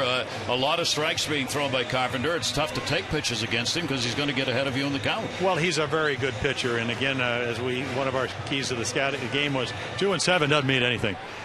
If you watch the film of his last start, you better get ready because he was really good against the best team in the National League, and that's the Phillies. And he's getting the job done here. Felix Piet trying to maybe bunt his way on. Let that one go by. He pulled the bat back in time. And a 1-0 count. For Piet in the game, he was called out on strikes his first time up. The Orioles have stranded 3 in scoring position in the ball game, as Carpenter has been able to get the big outs when needed, and he's let his defense do the work behind him. Well, that's a great point, Gary, because we always talk about does good pitching stop good hitting, and the answer is usually yes. And what do good pitchers do? They walk less guys. They keep the ball in the ballpark. That's going to be a base hit in front of Jay. That's what the Orioles need. Some base runners here to get one going. The next fireworks night coming on Friday, July 15, as the O's will be taking on the Indians. Stay after the 7:05 game for a great fireworks display. And you can get tickets and save 888-848-BIRD or go to Orioles.com. Aliana, North America, will be presenting the fireworks on July 15. Here's Blake Davis. Davis flied out to center field his first time up. Hardy at the top of the order, waiting on deck. Carpenter has given up 4 hits. Orioles come in 6 wins, 7 losses against the National League. They have the outstanding batting average at .303, averaging almost 5 runs a game, but they have given up 5.5 runs. Yeah, there's your difference. La Russa's team 5-5 against the American League, hitting only .249. But they've given up only 3.5 a game. Jay coming, 1 hop. Tries to get a force at second. Can't get it there in time. PA, good read, good base running. Davis a hit, 2 on, nobody out. Yeah, a couple of line drives, and that is exactly what you want. Nice play by John Jay, because he's attempting, even though they're up by 4, to get to it quickly enough and maybe just get that force play at second, but then able to also keep the ball in play and in front of him. So time for Hardy to continue his consecutive series with a home run. 9 consecutive series in which he has hit a home run. And in Orioles history, that is tied for first with Rafael Palmeiro. Palmeiro in '96 had 9 consecutive series in which he hit a home run. Yeah, that was the year the Orioles were the wild card team. I think 88 wins. Next year, wire to wire, 98 wins. Hardy breaking balls way outside. A 1-ball, 1-strike count. He has single scored and flied out. The one thing when you're a starting pitcher, when you have a 5-1 lead, and you look right here to that 5th inning, I don't care if you're 35, you won a Cy Young Award as Chris did in 2005. Sometimes, and Tony La Russa talked about this in George Will's book, Men at Work, this is a critical time because you need to get 3 more outs to qualify for the win. So when the Orioles start putting pressure on him, maybe you grip the ball a little bit differently. And he has given up hits, .282 average against him. Hardy fooled by that pitch, so he took it, and a 1-ball, 2-strike count. Hardy is 4 for 10 lifetime off the 35-year-old right-hander Carpenter. JJ vying for an all-star spot both in the voting and in the selection process that Ron Washington will make. He certainly has put the numbers up for consideration. 1-2 delivery. Tried to jump on that one and fouls it back 1-2. Yeah, you're throwing 89, 90. That ball might have been a double, but at 94, just a little bit out of the zone. But again, you can see the aggressiveness, the bat speed that Jim Presley has worked with J.J. Hardy. Said, hey, not soft singles, attack the ball. And boy, has he done a great job of it in June. 1-2 delivery, and that is deep and foul. That close. Yep, hanging curveball. Not where Chris Carpenter. He's thinking double play ball. If it's down and away, maybe get a grounder. JJ's thinking double. And it's funny as they play him about 4 steps into right center field. And then there's a huge hole out here. I mean, look at this big gap out here in left center. Orioles trying to make the run. These key moments in the ball game. 2 on, nobody out. Carpenter with a 1-2 count. And Hardy will fight that one off. That hit the plate. As the last 2 pitches, Carpenter's put up on Hardy, and he's kind of had to reach a little bit. 1-2 it remains. Yeah, he's thinking out there, okay, that was a cutter. It didn't get it where I want, but he did roll over. I hung a curveball. I never liked the curveball because you can't spot it as well. And he's thinking, I don't want to give up a 3-run home run, and you got the Orioles' hottest hitter at the plate. 1 ball, 2 strike count. And Hardy again. Another cutter. Great effort here. Hardy battling to get a good pitch. Orioles shortstops, most home runs in a month. 10 for Miguel Tejada back in 07. Hardy has 9. He's got tonight and tomorrow to try and reach that 10 mark. Then you have Tejada, who had 8 along with Cal and Ron Hansen back in 60. 1 ball, 2 strike count. Orioles with leadoff. 2 leadoff singles here. PA and Davis getting on. 5 hits for the O's. Hardy down to third. Backhander bobble. Freeze. Can't get there. He never got the ball. And everybody's safe. He would have had a force out, but he never got the ball in his glove. Yeah, I think that ball hit so sharply, he just wants to catch it. Great advantage point right here. And again, the backhand play, very difficult to sometimes get it in the webbing of the glove. It hits up on the heel. In fact, it doesn't hit anything. He just flat out misses it. Hit hard enough to be a base hit, not an easy play. Hardy will be credited with his 2nd hit of the night. 2 for 3, and the Orioles have loaded the bases and nobody out. And that will bring up Nick Markakis, an RBI double. He has driven in the only run that came in the 3rd inning. He's got them loaded. PA, Davis, and Hardy, all with base hits. Markakis, the off-speed breaking ball. It's in there for a strike. Take a look at our league leaderboard, brought to you by Lexus of Towson, Baltimore area's #1 Lexus dealer. We invite you to come in and see why they're #1. Season hitting streaks right now. Alex Gordon on top, 19. Ellsbury with him, and then Nick Markakis just 1 behind. Nick will take the pitch away, and a 1 ball, 1 strike count. They're already a grand slam this year on a hanging curveball. Hit that off of Jeremy Hellickson, I believe, and threw him a curveball, and he waffled it.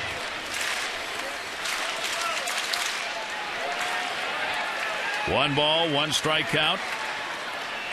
Markakis will foul it away, and the count goes to a ball and 2 strikes on Nick. Nick has gone 2 for 8 with the bases loaded, including the grand slam. He has 9 RBIs coming with the sacks full. He gets the chance here. Carpenter with that infield back. They'll surrender the run, obviously, if they can just get that ground ball double play. Markakis, a slow roller, plays at the plate. There's 1. And that's it. But they get the out at the plate. PA retired. Yeah, take a look. Again, you have a guy with an 18-game hitting streak. Good curveball, strike 1. Fastball well off the corner. Fastball for strike 2. And then the curveball, he hits into the ground. And again, boy, those fielding drills, those pitching drills you do all the time, comes in handy. Bases remain loaded. 1 away.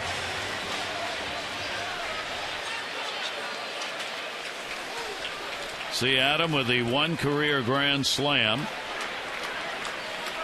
Adam this year a 1 for 3 with the bases loaded. And now with that play, Carpenter gets a chance to get out of this inning. The Orioles 1 for 5 with runners in scoring position. 1 for 12 so far in the 2 games against the Cardinals. Jones One away. And he'll ask for the timeout. Yeah, obviously the ultimate goal would be to hit one up the gap or a home run, but you just dump a single in somewhere. If you're Chris Carpenter, you've given up 4 hits in this inning. If that happens, and bullpen will probably get up. Tony La Russa, he knows. I mean, he's very much like Earl Weaver, terrific managers. Earl's already in the Hall of Fame. Tony going there, and he'll give you a lot of leash out there. But again, the bottom line for him is to win the game. Up to 70 pitches. Carpenter, you're getting through the early innings very efficiently. Davis is now the lead runner. Hardy at second base. Markakis at first. 1 out. Infield back for 2. Jones, big cut and a miss. At 96. Well, the ability when he's healthy, and he's had, Tommy John and labrum tears and whatever, and at 35, it's amazing. That's what modern medicine's all about, that he can still throw that hard. Throws it right by him. And it sets up the rest of the bat, because you've got to get a little quicker. Adam will reach for it. It goes to left, and it is not deep. Holiday coming, and nothing will score here either. So there are 2 down after the bases have been loaded with nobody out and still nothing in. Gary, about 2 or 3 innings, you talked about it. In his last game, 44 cutters, 23 curveballs, and you were talking about how good that hook is. Gets Markakis out on it, throws his fastball right by Adam Jones, and then hooks him. And he doesn't have a very good swing. Second out. Well, obviously, a real downer for the Orioles if you don't get this. You got to get something out of this inning. Vladdy with his 7 career grand slams. He's only had 1 chance with the bases loaded this year. Has a single. He has singled and flied out in this game. Carpenter's fastball is up high. So the Orioles got PA and Davis and Hardy to pick up singles to load him up. Markakis a fielder's choice with the out at the plate, and Jones a fly ball to left, not deep enough to score the runner from third. 2 down. And Vladdy's single came on a 2-0 cut fastball. He was able to speed up the bat, hit it hard. And there he missed it, just trying to go in, and you could see Yadier Molina say, hey, keep that shoulder close. Catchers will tell you that. Vladdy has had only 4 extra base hits in the last 34 games. His last home run came on June 12. 6 home runs in the year. Orioles down 5-1, 2-0 count. And there's a cut fastball. And again, you could see the velocity goes down 5-6 miles per hour. But what Chris was talking about, again, big, strong right-handed hitter, you just get that movement and hope you can get an out. Vladdy with a 7 for 15 and 1 home run against Carpenter. Davis, Hardy, Markakis. 2-1 pitch. Inside out to right field. Back is Jay. And an amazing accomplishment by Chris Carpenter, who he just put the shoulders together walking off the mound. 5-1.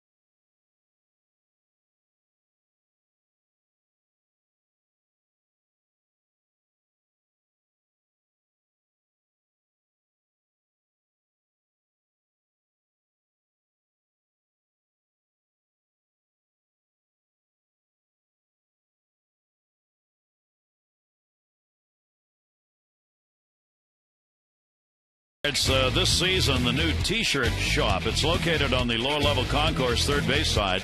You can get customized jerseys and T-shirts, your favorite former or current Oriole, number, name, whatever you'd like, and they'll make them up for you right there.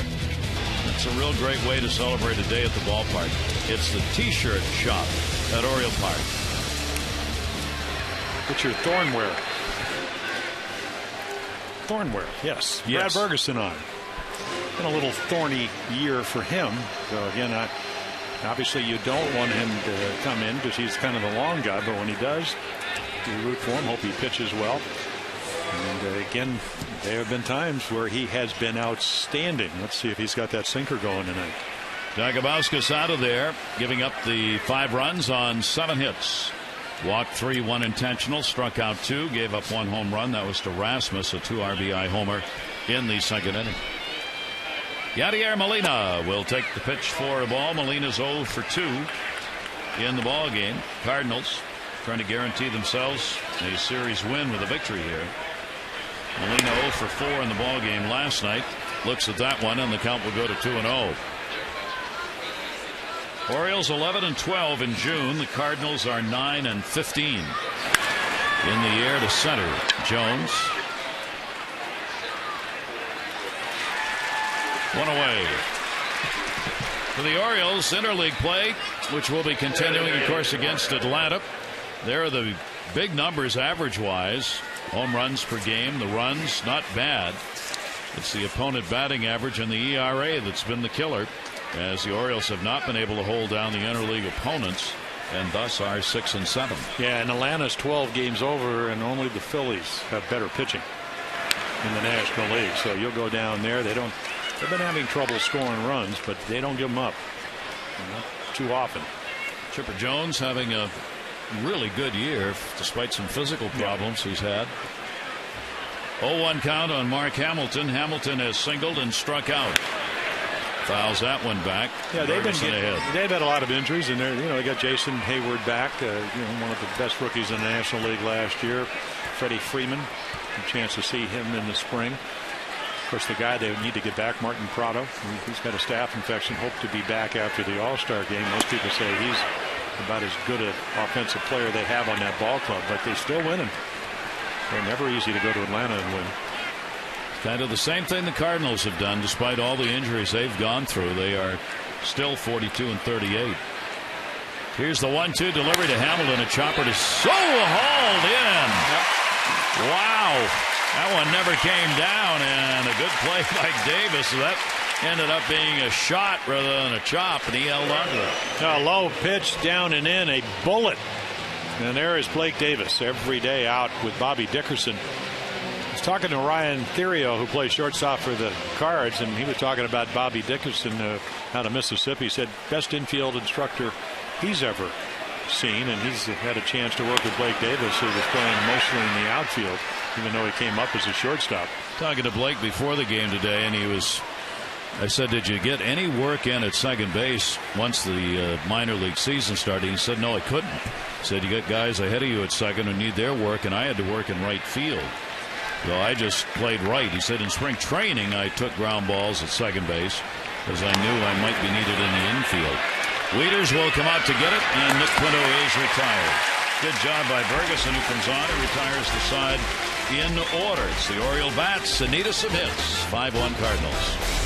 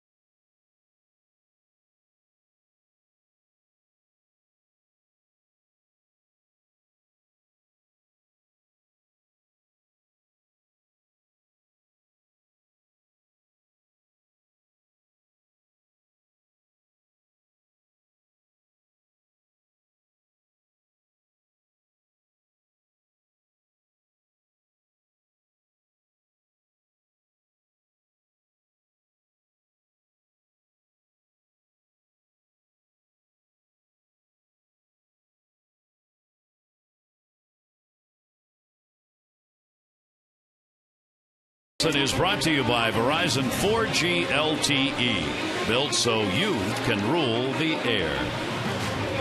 Gorgeous night. It was 90 when we started, but with a 23% humidity, it was just a magnificent night for baseball or anything else outdoors.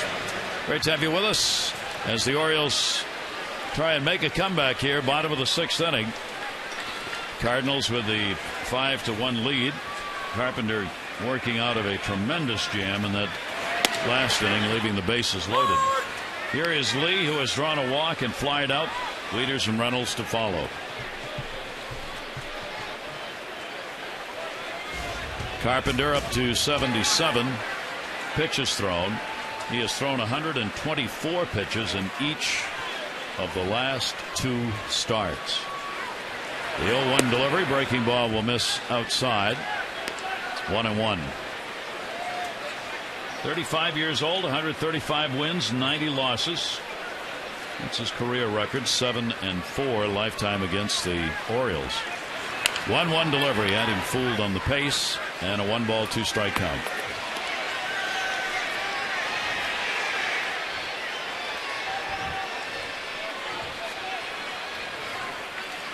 D. Lee trying to pick. We're talking about Vladdy in the offensive numbers, power-wise and RBI-wise. Lee's trying to do the same thing. 6 homers, 22 runs batted in for him with 10 doubles, so 16 total extra base hits on the year. Yeah, the one number that leaps out is, again, the under 115 batting average with runners in scoring position. And you know that's going to come up. It's hard to hit 140 for the year. Too good a hitter. Takes that pitch. Oh, my got called out. Yeah. That's the pitch that Chris Carpenter started politicking for back in the 2nd inning. And it's the first time that Manny Gonzalez has called that pitch a strike all night long. It's what the Cardinals need, now what the Orioles need. Take a look right here. It's going to be off the plate. Of course, he's sitting there. That ball's, what, 2, 3, 4 inches off? He just brought it back 2 inches and gives you a pretty good indication it was off the plate. Yep, well, that's all you can do. Become a bobblehead. Yep. Here's Matt Wieters, and Wieters will take the pitch away for a ball. You don't see Lee argue or look back on many, but he had no doubt in his mind on that one. Umpires are human. And he's been very consistent. Yep. That's the first ball he's called off the plate. Big cut by Wieters, and a 1-ball 1-strike count. Matt has grounded out twice in the game. 4-3 and 1-3 as Carpenter's been able to get him to turn over and get those rollers in the first 2 at-bats. Carpenter started, stops, wants to regroup. Wieters hitting 289 at home, 225 on the road. 3 of the 7 home runs have come here at Camden Yards this year. Here's the 1-1 delivery to him. Ooh. There was the butterfly floating in, and it's a strike. Well, the good curveball, you know, it's funny. Buck Showalter was talking about it, that the game slows down so much on television. It looks like it's easy to hit. And then when you see a guy that looks like it's hard to hit on television, then you know this guy's special. But that curveball doesn't stay. The good curveball, number 1, looks like a fastball coming out of your hand. Number 2, it's got very, very tight spin, so you don't pick it up. And number 3, it does not dally in the same place very long. It just, it's like a dive-bombing bird looking for prey. And he's had great movement to both right and left-handers on balls going both ways. 1-ball 2-strike count to Wieters. And that'll be down the line and foul. It'll stay at 1-2. And Buck Showalter's ball club that came out of that Cincinnati series, winning 2 out of 3 and hitting, coming into the Cardinal series, trying to find a way to get the bats going against St. Louis pitching. Cardinals held the Orioles to a couple of runs on 8 hits in the ball game last night. 1-2 delivery and jammed him, foul back. Yeah, and the Cards, you know, in the middle of the pack in ERA, a little under 4 runs a game. But you mentioned Jaime Garcia is going to pitch 13 games last year. He can go get you. I mean, he's about as good a curveball, ability to sink the ball, and he's left-handed, so he'll be trouble. Count will stay at 1-2.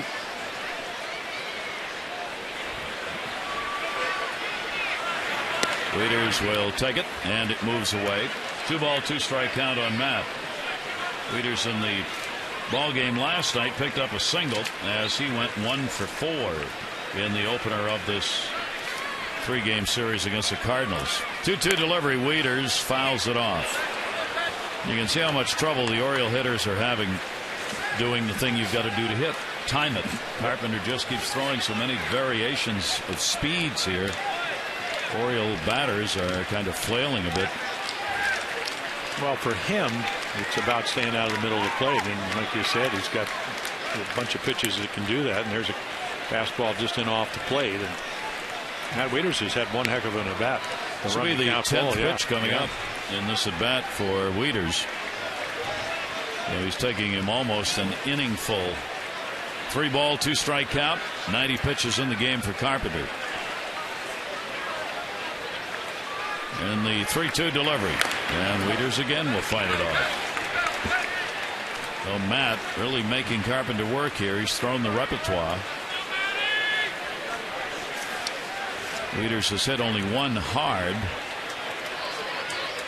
You usually get only 1, 2 at most in an at-bat that you really can tee up on. 3-2 delivery. And to second base again. That's what Carpenter's done all 3 at-bats for Matt Wieters, getting him to turn it over, and there are 2 away. Our PNC Minor League report brought to you by PNC for the achiever in you. Take a look. 3 Bowie Bay Sox players named to the Eastern League Western All-Star team. Congratulations to the catcher, Caleb Joseph. The numbers on the year, Xavier Avery, the center fielder, and Pedro Viola, the right-hander, whom the Orioles have seen. They are going to the All-Star game. Congratulations. I think we have that. Pedro, of course, I think he's left-handed, and he actually was in the big leagues for a brief time this year, and saw him last year too. So good arm, getting that wind-up down so he can throw strikes. 2 down, nobody on. Reynolds up. Also want to congratulate Adam Brock of Bel Air, Maryland. He's going to represent the Orioles in the 78-year-old age group in the pitch, hit, and run competition at the All-Star game. So, Adam, I look forward to seeing you there. Adam Brock of Bel Air, Maryland. 7 and 8-year-old representative of the O's. 1 ball, 1-strike count. I thought you said 78-year-old. Well, 78 would be good. You could have a 78-year-old representative. He's really looking forward to You can still pitch, hit, and run. You should go to the All-Star game. And that is hauled in by Jay. And a 1-2-3 inning. Adam, don't you worry. We know you're in the 7 and 8-year-old age group.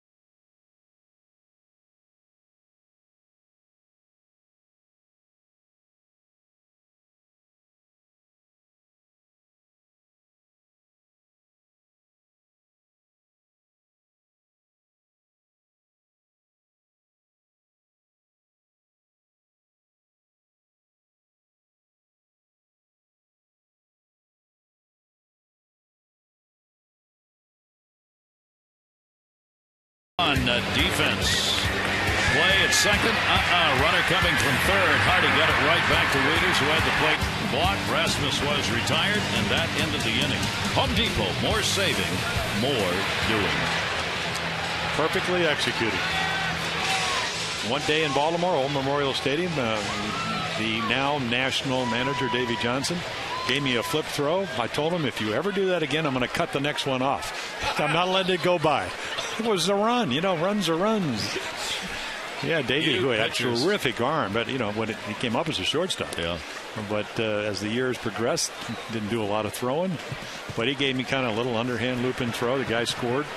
Contrary to what they just did, Hardy made a terrific play. I go, don't ever do that again. Pitch is on the inside corner for a strike. We go to the 7th inning. 5-7-0 for the Cardinals. 1-6-0 for the Orioles. Orioles have left 6. Another tapper, second one of those.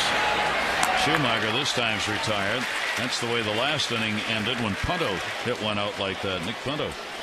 One away on tomorrow's Mid-Atlantic Sports Report. Tom Davis, Dave Johnson, Mel Antonin, and Phil Wood will have the topics from around Major League Baseball. Live look-ins from the ballpark. You can check it out weeknights 5:30 right here on Masson. Beautiful sky, isn't it? Looks like a painting. Pitch will be taken inside for a ball. John Jay a single, 1 for 2 in a sacrifice. 5-game hit streak. And he is 2 for 6 in this series.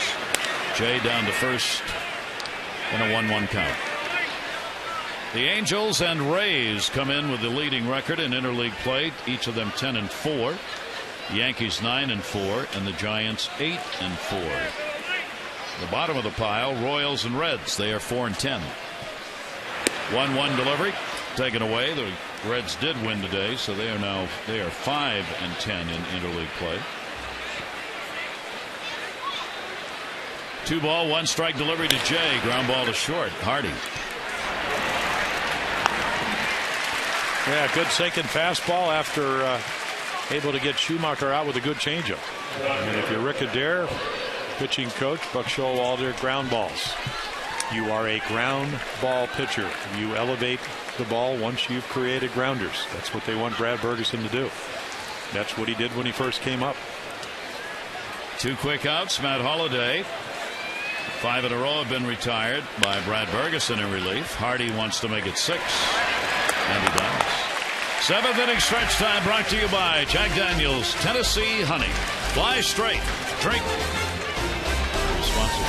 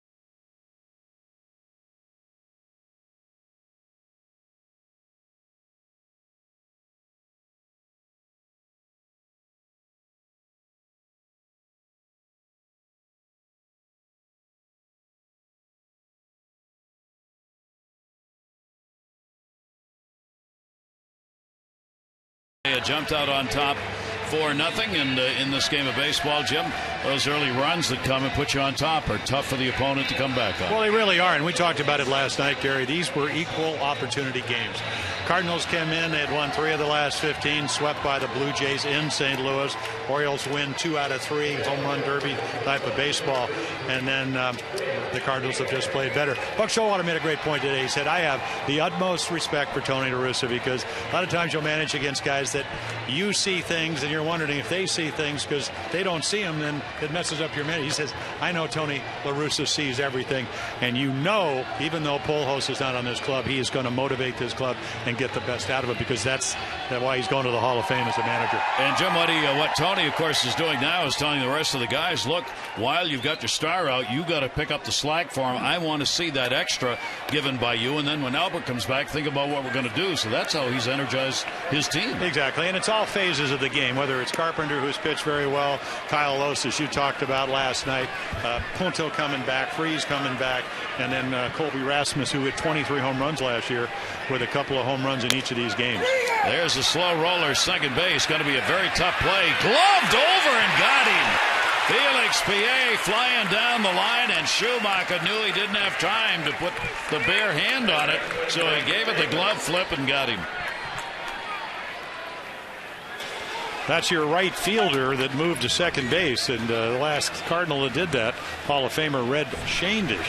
What a play here, and again, that's the only way you can make it.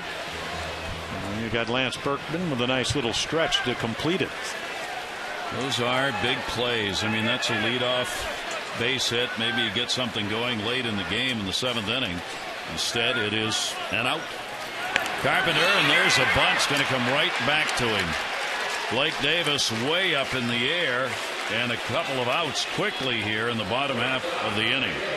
You can entertain clients, colleagues, and more with a great suite package at Oriole Park here at Camden Yards. There are private suites available, a lot of locations and packages. It's a sophisticated, affordable way for your company to make a statement, like that man who's watching TV and waving at himself right there. To find out, visit more at Orioles.com/suites, or to arrange for a private tour, 410-547-6076. J.J. Hardy. Outs have been recorded by Carpenter in most cases in a hurry. 11 pitch at bat for Matt Wieters in the 6th inning, but otherwise the Orioles have come up and Carpenter's thrown strikes and gotten the outs. 100 pitches thrown. Davis, who popped that one up for the 2nd out. Oh, it's a good effort. You need base runners. Again, I haven't seen him play a off lot. I mean, some really good at bats, couple of line drives tonight. But again, they give you the bunt. You get it down. Maybe you get a base hit. You don't get it down. Carpenter says thank you very much. Hardy 2 for 3 in the ball game and a run scored. He has picked up 2 singles tonight. For Hardy, his 19th multi-hit game, and 13 of his last 22 hits now have been for extra bases. 2 ball, 2 strike count from Carpenter. 2 down, nobody on. Hit hard, but right at Nick Punto. And again, Carpenter cruising along, retires the side in order. That's 8 in a row that he's set down, protecting the 5-1 lead.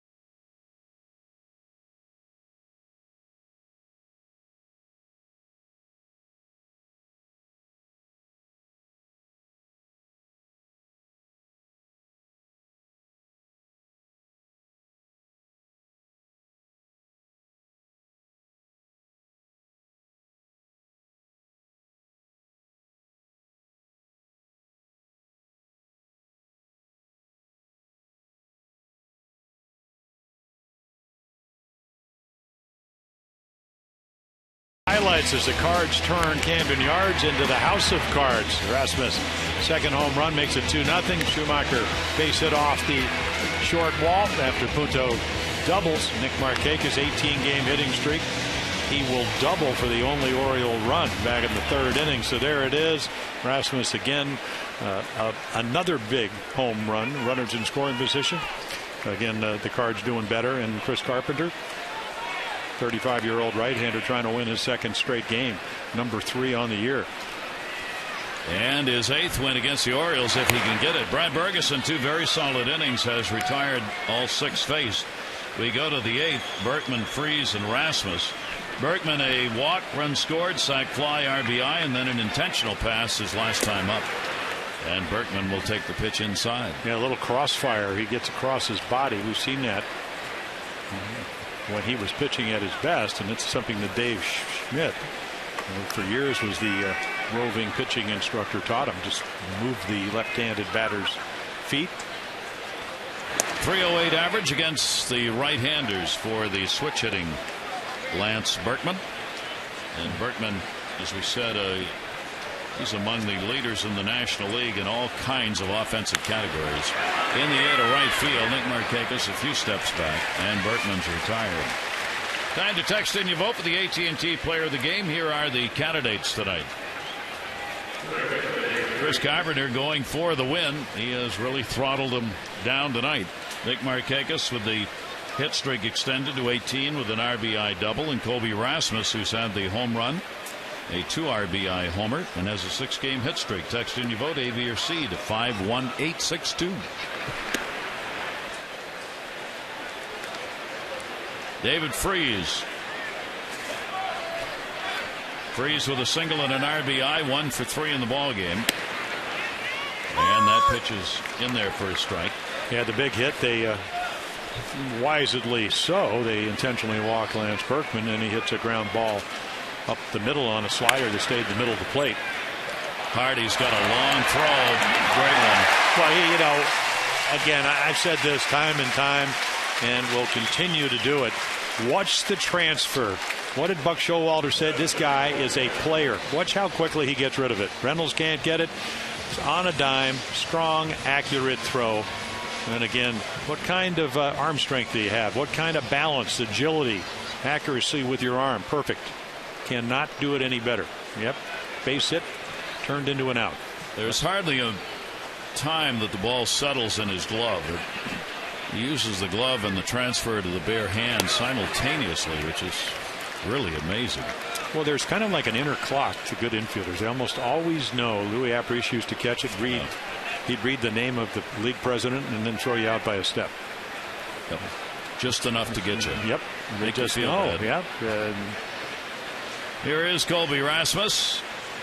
The home run, his 8th, came in the 2nd inning. 1 for 2 in the game. Also has a walk. Rasmus now at 263 in the year. Towering fly ball to right. Markakis will have room. And Bergeson has retired 9 in a row. Unfortunately for the Orioles, the Cardinals lead at 5-1.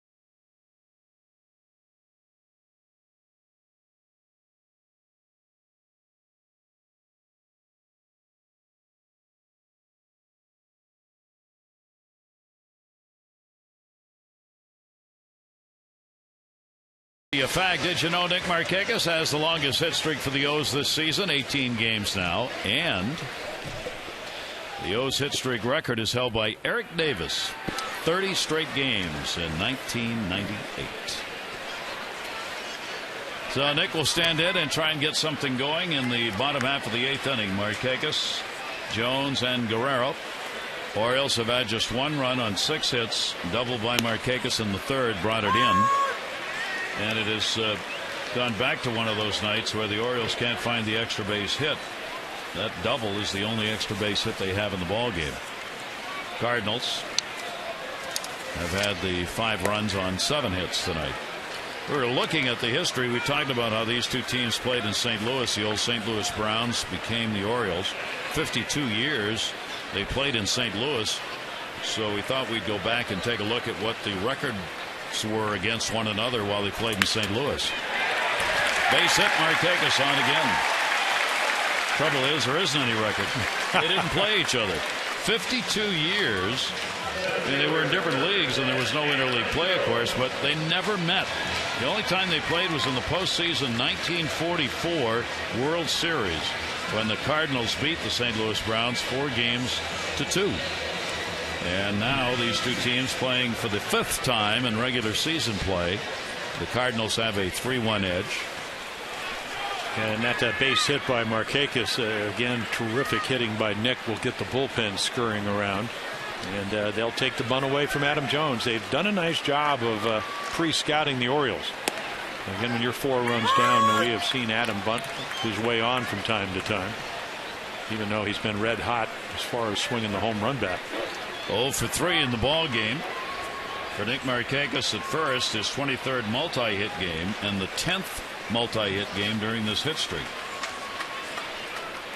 0-1 delivery to him. That'll catch the outside corner. Well, the last 22 games, we get a little note that 46% of the runs the Orioles have scored, almost half, via the home run ball. So it's either go yard or go home unhappy. Yep. David Descalso has come on to play at third base. Freeze is out, defensive replacement. The man with a miniature glove. 0-2 count. Here's a delivery. A lot of fielders like the small glove because you get to feel the ball more rather than a big glove with all the leather. And that's an infield glove. Yeah, it's an infield glove. Well, the best gloves on the teams that I played, Brooks Robinson. I mean, ball went in Brooks's glove. It wasn't coming out. It's relatively small. Mark Belanger. So let's see. He had 16 gold gloves at third for Brooks. Mark had 8. Paul Blair, for an outfielder, had the best glove. It was like a cesta. Never came out of that one. That's going to go down and right. No. Nice catch made by Jay.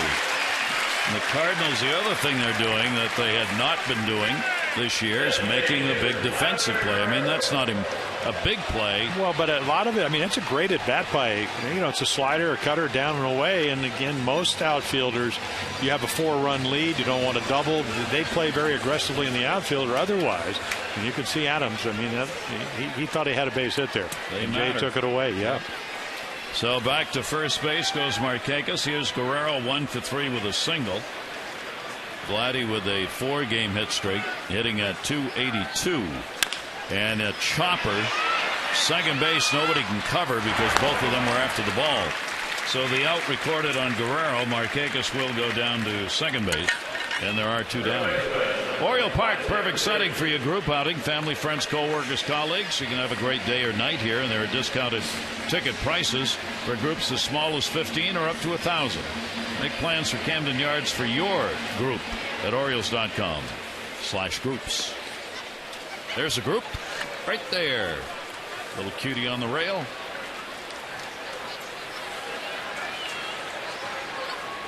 Runner at second base, 2 down. Derek Lee.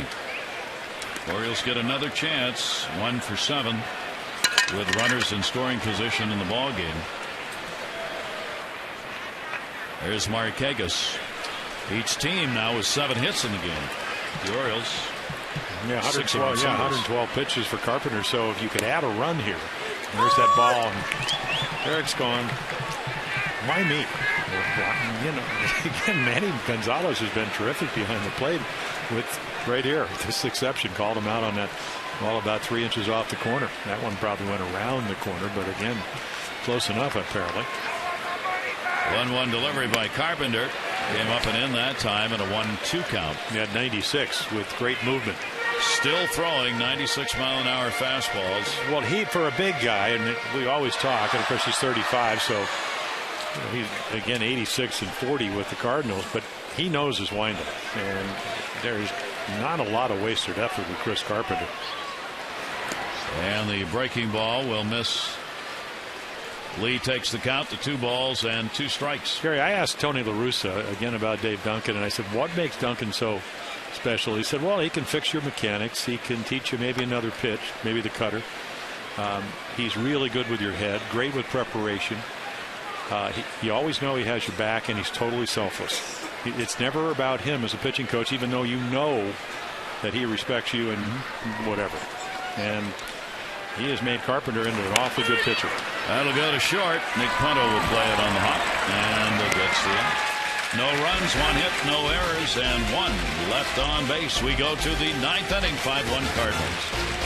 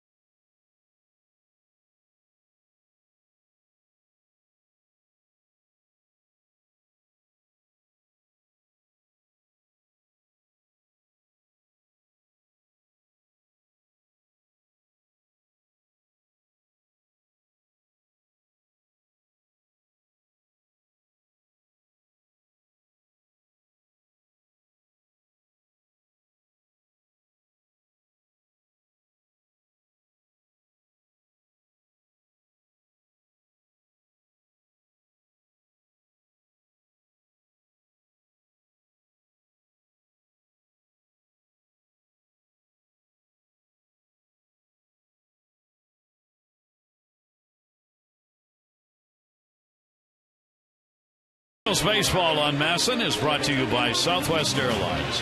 Southwest Airlines' new Rapid Rewards, unlimited reward seats, and no blackout dates. Kevin Gregg will come on to pitch. Ferguson, a great 3 innings, gave up nothing. Yeah, awfully good, as Kevin Gregg has been. Came in, got the save on Sunday, so again, 14 out of 18. Did give up a home run, but the Orioles had a 3-run lead when he came in. Yadier Molina fanning the air. Molina's had an 0 for 3 in this one and an 0 for 7 in the 2 games. But he has steered his starting pitcher into the 9th with a 5-1 lead, and that's one of his big jobs, the main job, really. 1 ball, 1 strikeout.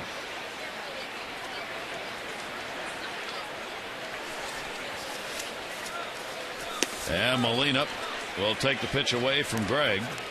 Pitcher dominated ball game. Negabauskas for the Orioles, 5 runs, 7 hits over 5. Ferguson retired all 9 that he faced. Carpenter has given up the 1 run on just 7 hits. Walking 1, striking out 3. Home run in the ball game. Rasmus is 8th, 2nd inning for the Cardinals. They have RBIs. Schumacher's got 1. Berkman's got 1. Rasmus with the 2. Freeze with an RBI base hit. 2 ball, 2 strike count on Molina. Long night for the coaches who had to watch their hitters turn down at the plate. Hardy with a nice short hop scoop. I want to remind you, tomorrow this series will wind up. Brian Madison's going to be on the mound against Jaime Garcia, the left-hander. Our coverage on Masson HD 630 O's Extra, presented by Verizon 4G LTE, followed by our game coverage at 7. All the access you need right here on Masson. As we said, you just knew Tony La Russa was going to find a way to get a left-handed starter in. He did. And a good one, too. Yeah. Garcia, 13-game winner last year and 6-3 with a 3.06 ERA this year. I think he gave one game. Didn't he give up 11 runs? I mean, and it's still that low. That tells you may have had a bad night, but not too many of them. Hamilton with a 1-ball, 1-strike count, 1 for 3 with a single, the DH. Greg's 1-1 delivery to him will go off Wieters, and a 1-2 count. Seems to be Mark Hamilton, because he's been on base a couple of times, got the big hit last night. He wears glasses, but when he gets on the bases, the glasses come off. Perhaps he runs on instinct and hits on eyesight. Good point.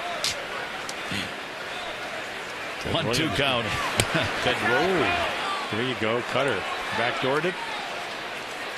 If it was Derek Lee, he would be going back to the dugout. You know that Derek's is out there. Hey, strike on me. How about the kid from Lutherville? Here's the 2-2 to Hamilton from Greg. That'll be way outside. And a 3-ball, 2-strike count. Well, the Cardinals offense doing what the numbers say they can do, even though in June they hadn't been doing it. And that's get hits and get runs. 1 and 2 in the league, in National League, in hits and runs. And just missed. Not been many of those in the game. Jagabakis walked 3. One of those was intentional. Carpenter's walked 1. Runner on. Hope you'll join Orioles Reach. Brian Roberts. It's Sunday, July 24, 6 to 9. 6th annual Brian Bash, the fundraiser for the University of Maryland Hospital for Children. It'll be at Dave & Buster's, Arundel Mills Mall. Silent live auctions will be underway there. A great chance to help the kids. Information 410-328-3637. July 24. Strike is taken by Nick Punto, who has double scored. He's 1 for 3 in the ball game, 3 for 7 in the 2 games. 33-year-old veteran out of San Diego. 0-1 delivery. He's one of the modern-day super utility players if he needs to be. Shortstop, second base, third base. You can play anywhere in the infield. Playing shortstop in this one. Well, he was a regular third baseman for years, even though he really didn't hit much for the Twins, and they won. Oh, man. He might have got his hand. Greg, that one, it may. He shook his hand after that ball went by a little bit. The pitching hand. I mean, it's just a bullet talk again. I mean, right there. And maybe, I don't know how he got out of the way of that ball. And again, Mark McGwire is much a home run hitter. His basic philosophy, get a good pitch to hit, very much like Ted Williams, but also hit it right back at the pitcher. And that's a quality of bat. You stay on the ball a little bit longer if you can do that. And it's a perfect example in the middle of the plate of just a bullet. And you know, Kevin about 6'6". I get doesn't hit anything, but just able to get down right about here. Ducks, rolls that shoulder. Man. First and second, 1 down. Leadoff batter, Schumacher up. 8-game hit streak for him with 2 hits tonight. Double, single, RBI, 2 runs scored. Great job in his 3rd game in the leadoff spot for the Cardinals. Got jammed on that and fights it off. The Cardinals have 2 on and 1 away. This copyrighted telecast presented by authority of the Orioles may not be reproduced or retransmitted in any form, and the accounts and descriptions of this game may not be disseminated without the express written consent of the Orioles. 0-2 count. Skip Schumacher, a Major League .291 career average, and he's gone, and he knew it. Nice comeback by Greg. Yeah, a little cutter that comes back, and it might have been off the corner. Look at the glove, and it was, but it's late. Yep. Skip, you can call me Derek Schumacher. Really, Gonzalez has done one of the better jobs of umpiring as far as consistency, with about 2 exceptions. There was one of them, and Derek Lee a couple innings ago. Other than that, he's been terrific for a young umpire. Haven't seen much of him before. There are 2 down. John Jay, 1 for 3, a single. Also a sacrifice, 2 on and 2 away. Miami native who stayed home and went to the University of Miami, where he played. 3-time All-American college player was Jay. Rookie season was last year with the Cardinals. Roamed around in the outfield at all 3 outfield positions and ended up with 105 games and a very good 300 batting average. Well, what you like about him, and when you talk to the Cardinals, they say, in August he hit almost 400, hit over 400. So a young player, you get to see him. They get to see, talking about the opposition, and then he has one of those monster months. Kind of what we saw in Nolan Reimold his first year in 2009. Start out well, they adjust, you adjust. That's why until the Achilles injury and whatever, you thought he had a chance to be a real good player, and still does if he can ever get some at bats. Led the National League during the month of July with a .431 batting average. Well, that'll get your attention, won't it? Runners go, and the 3-2 PA was in. He's got to get back into the gap, and will. And Jay is retired. No runs, 1 hit, no errors, 2 are left on. The Orioles 3 outs to work with and down by 4.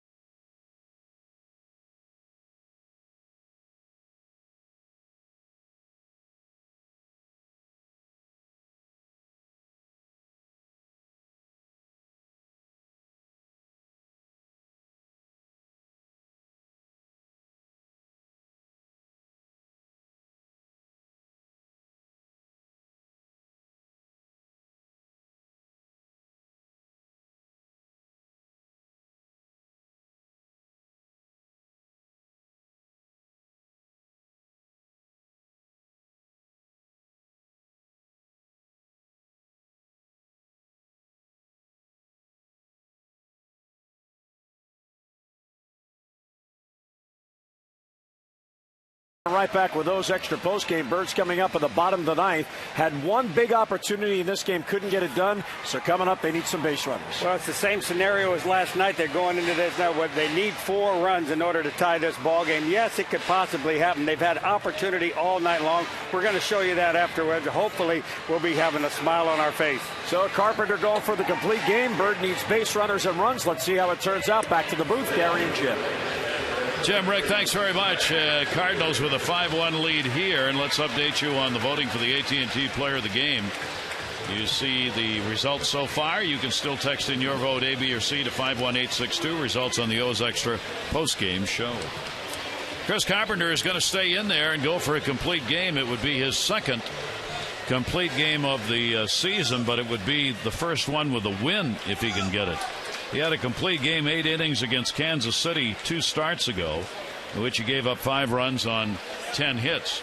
Ironically, he also had a 9-inning ball game that he was non-decisioned in, where he gave up 2 runs on 7 hits. So he's going to go for the complete game here, and of course he has piled up the pitches, but still throwing hard. Yeah, the most he ever had in his career is his second year with the Cardinals, 2005, when he went 21-5, won that Cy Young Award. So again, even when he was young, he would pitch complete games. Not a whole lot of them, 2-3 when he was with Toronto.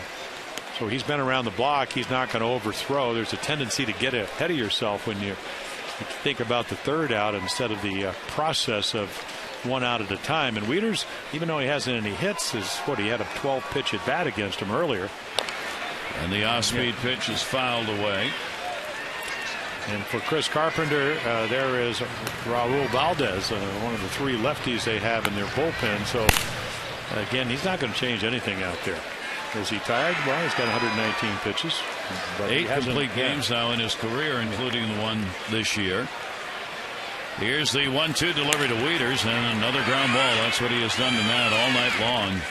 And 1 away here in the bottom of the 9th inning. Every Orioles walk this year, Care First Blue Cross Blue Shield, $50 to the Living Classroom Foundation. To date, 234 walks, $11,700. Care First Blue Cross Blue Shield encourages each of us to take that first step towards a healthier and more active lifestyle. One away. Here's Mark Reynolds, 0 for 3. And we talked about his ability to throw grounders, and that's what he's done a lot tonight. 66%, last 3 outs on the ground. He is after his 50th win in interleague play. He's got a 49-50 mark in 131 interleague game starts.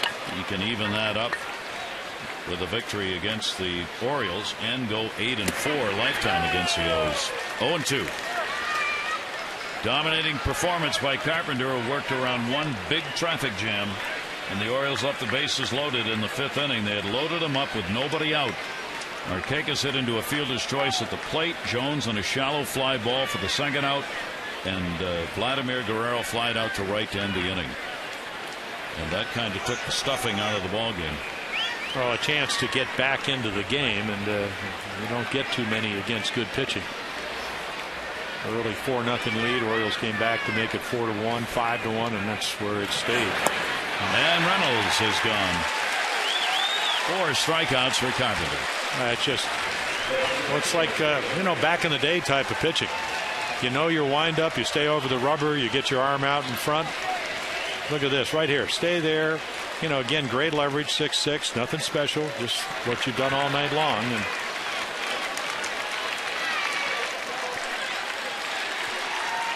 here's Felix P.A. And the pitch is in for a strike. P.A. 1 for 3. Schumacher made a fine play his last at bat to deny him a hit that would have been a leadoff single in the 7th inning. Fastball is going to be taken inside. There have been in the American League 52 complete games on the season. The National League 43. Down to first and a foul ball. 1-2.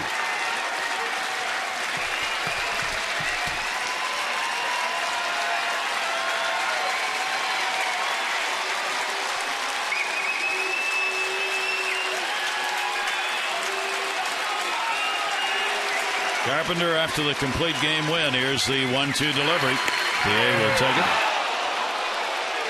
We've got some Cardinal fans here too.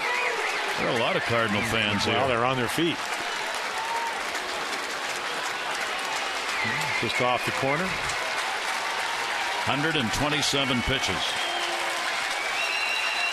2-2 delivery. In the left center field. Holiday's there and drops it. He lost that in the lights, got it in the glove, but did not get a grip on it. It'll be an error, and the inning stays alive. Well, there's your extra out. We talk so much. The Cardinals playing great defense, and if you can't see it, he doesn't, and he doesn't. Very much like when he played in the playoffs for the Rockies, lost the ball. So again, PA thinks he's going to be out, and right here. So here comes Dave Duncan. He wants the veteran, obviously, to be honest now. He's got to pitch another second half of the season. Don't want to lose you because of one complete game you're trying to get, and he wants to be reassured that Carpenter is all right. 2 down, runner at first base. He may get, however, only one more chance to complete this. Bullpen is active. Davis has singled 1 for 3. They're looking in the dugout here and positioning at first base. Berkman wants to know, do you want me to hold the bag? The answer is no. The PA will be able to run down to second here if he so chooses. Unless they put the pickoff play on. That would be something. Don't wander.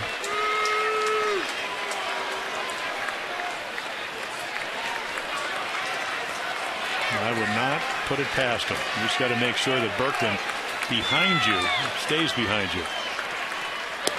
He takes off and will go to second base.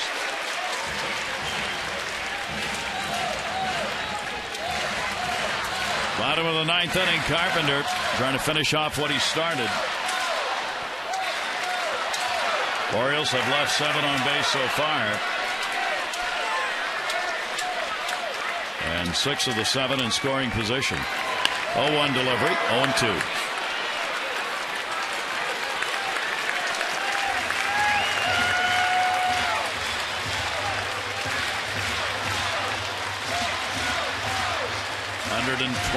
Pitches. Yeah, we don't see many of these anymore. Nope. Well, you see it from Verlander. Halladay, he'll get the 9 innings in, but he's a little more efficient because of the sinker. Here's the 0-2 delivery, and that'll be fouled off. But again, people say, how did you ever throw 130, 40, 50, 60, 70 pitches? And how you do it is, again, you have to know your windup. And again, when your legs get a little bit tired, you stay over the rubber, you speed up your arm by just making sure that you get your arm out in front. But again, if you never do it, and Carpenter's done it, how do you ever learn? Here's the 0-2 delivery in the way, and that's that. So he ends it with a strikeout, and Chris Carpenter a complete game victory. For his 3rd win, he's 3-7. Jakabauskas will take the loss 2-1. 17,405 on hand tonight. And it was dominated by the Cardinal pitching and some early runs. The Cardinals have a chance to sweep. The Orioles will try and prevent that tomorrow. Brian Mattis against Jaime Garcia. Our coverage begins at 6:30 on Massett HD with those extra, presented by Verizon 4G LTE. Our game at 7. For Jim Palmer and all of our great crew here at Camden Yards, I'm Gary Thorne. Thanks, everybody. Cardinals win at 5-1. This has been a Masson presentation. Jim and Rick will look back on how this came down tonight. O's Extra. It's coming up next. Adieu.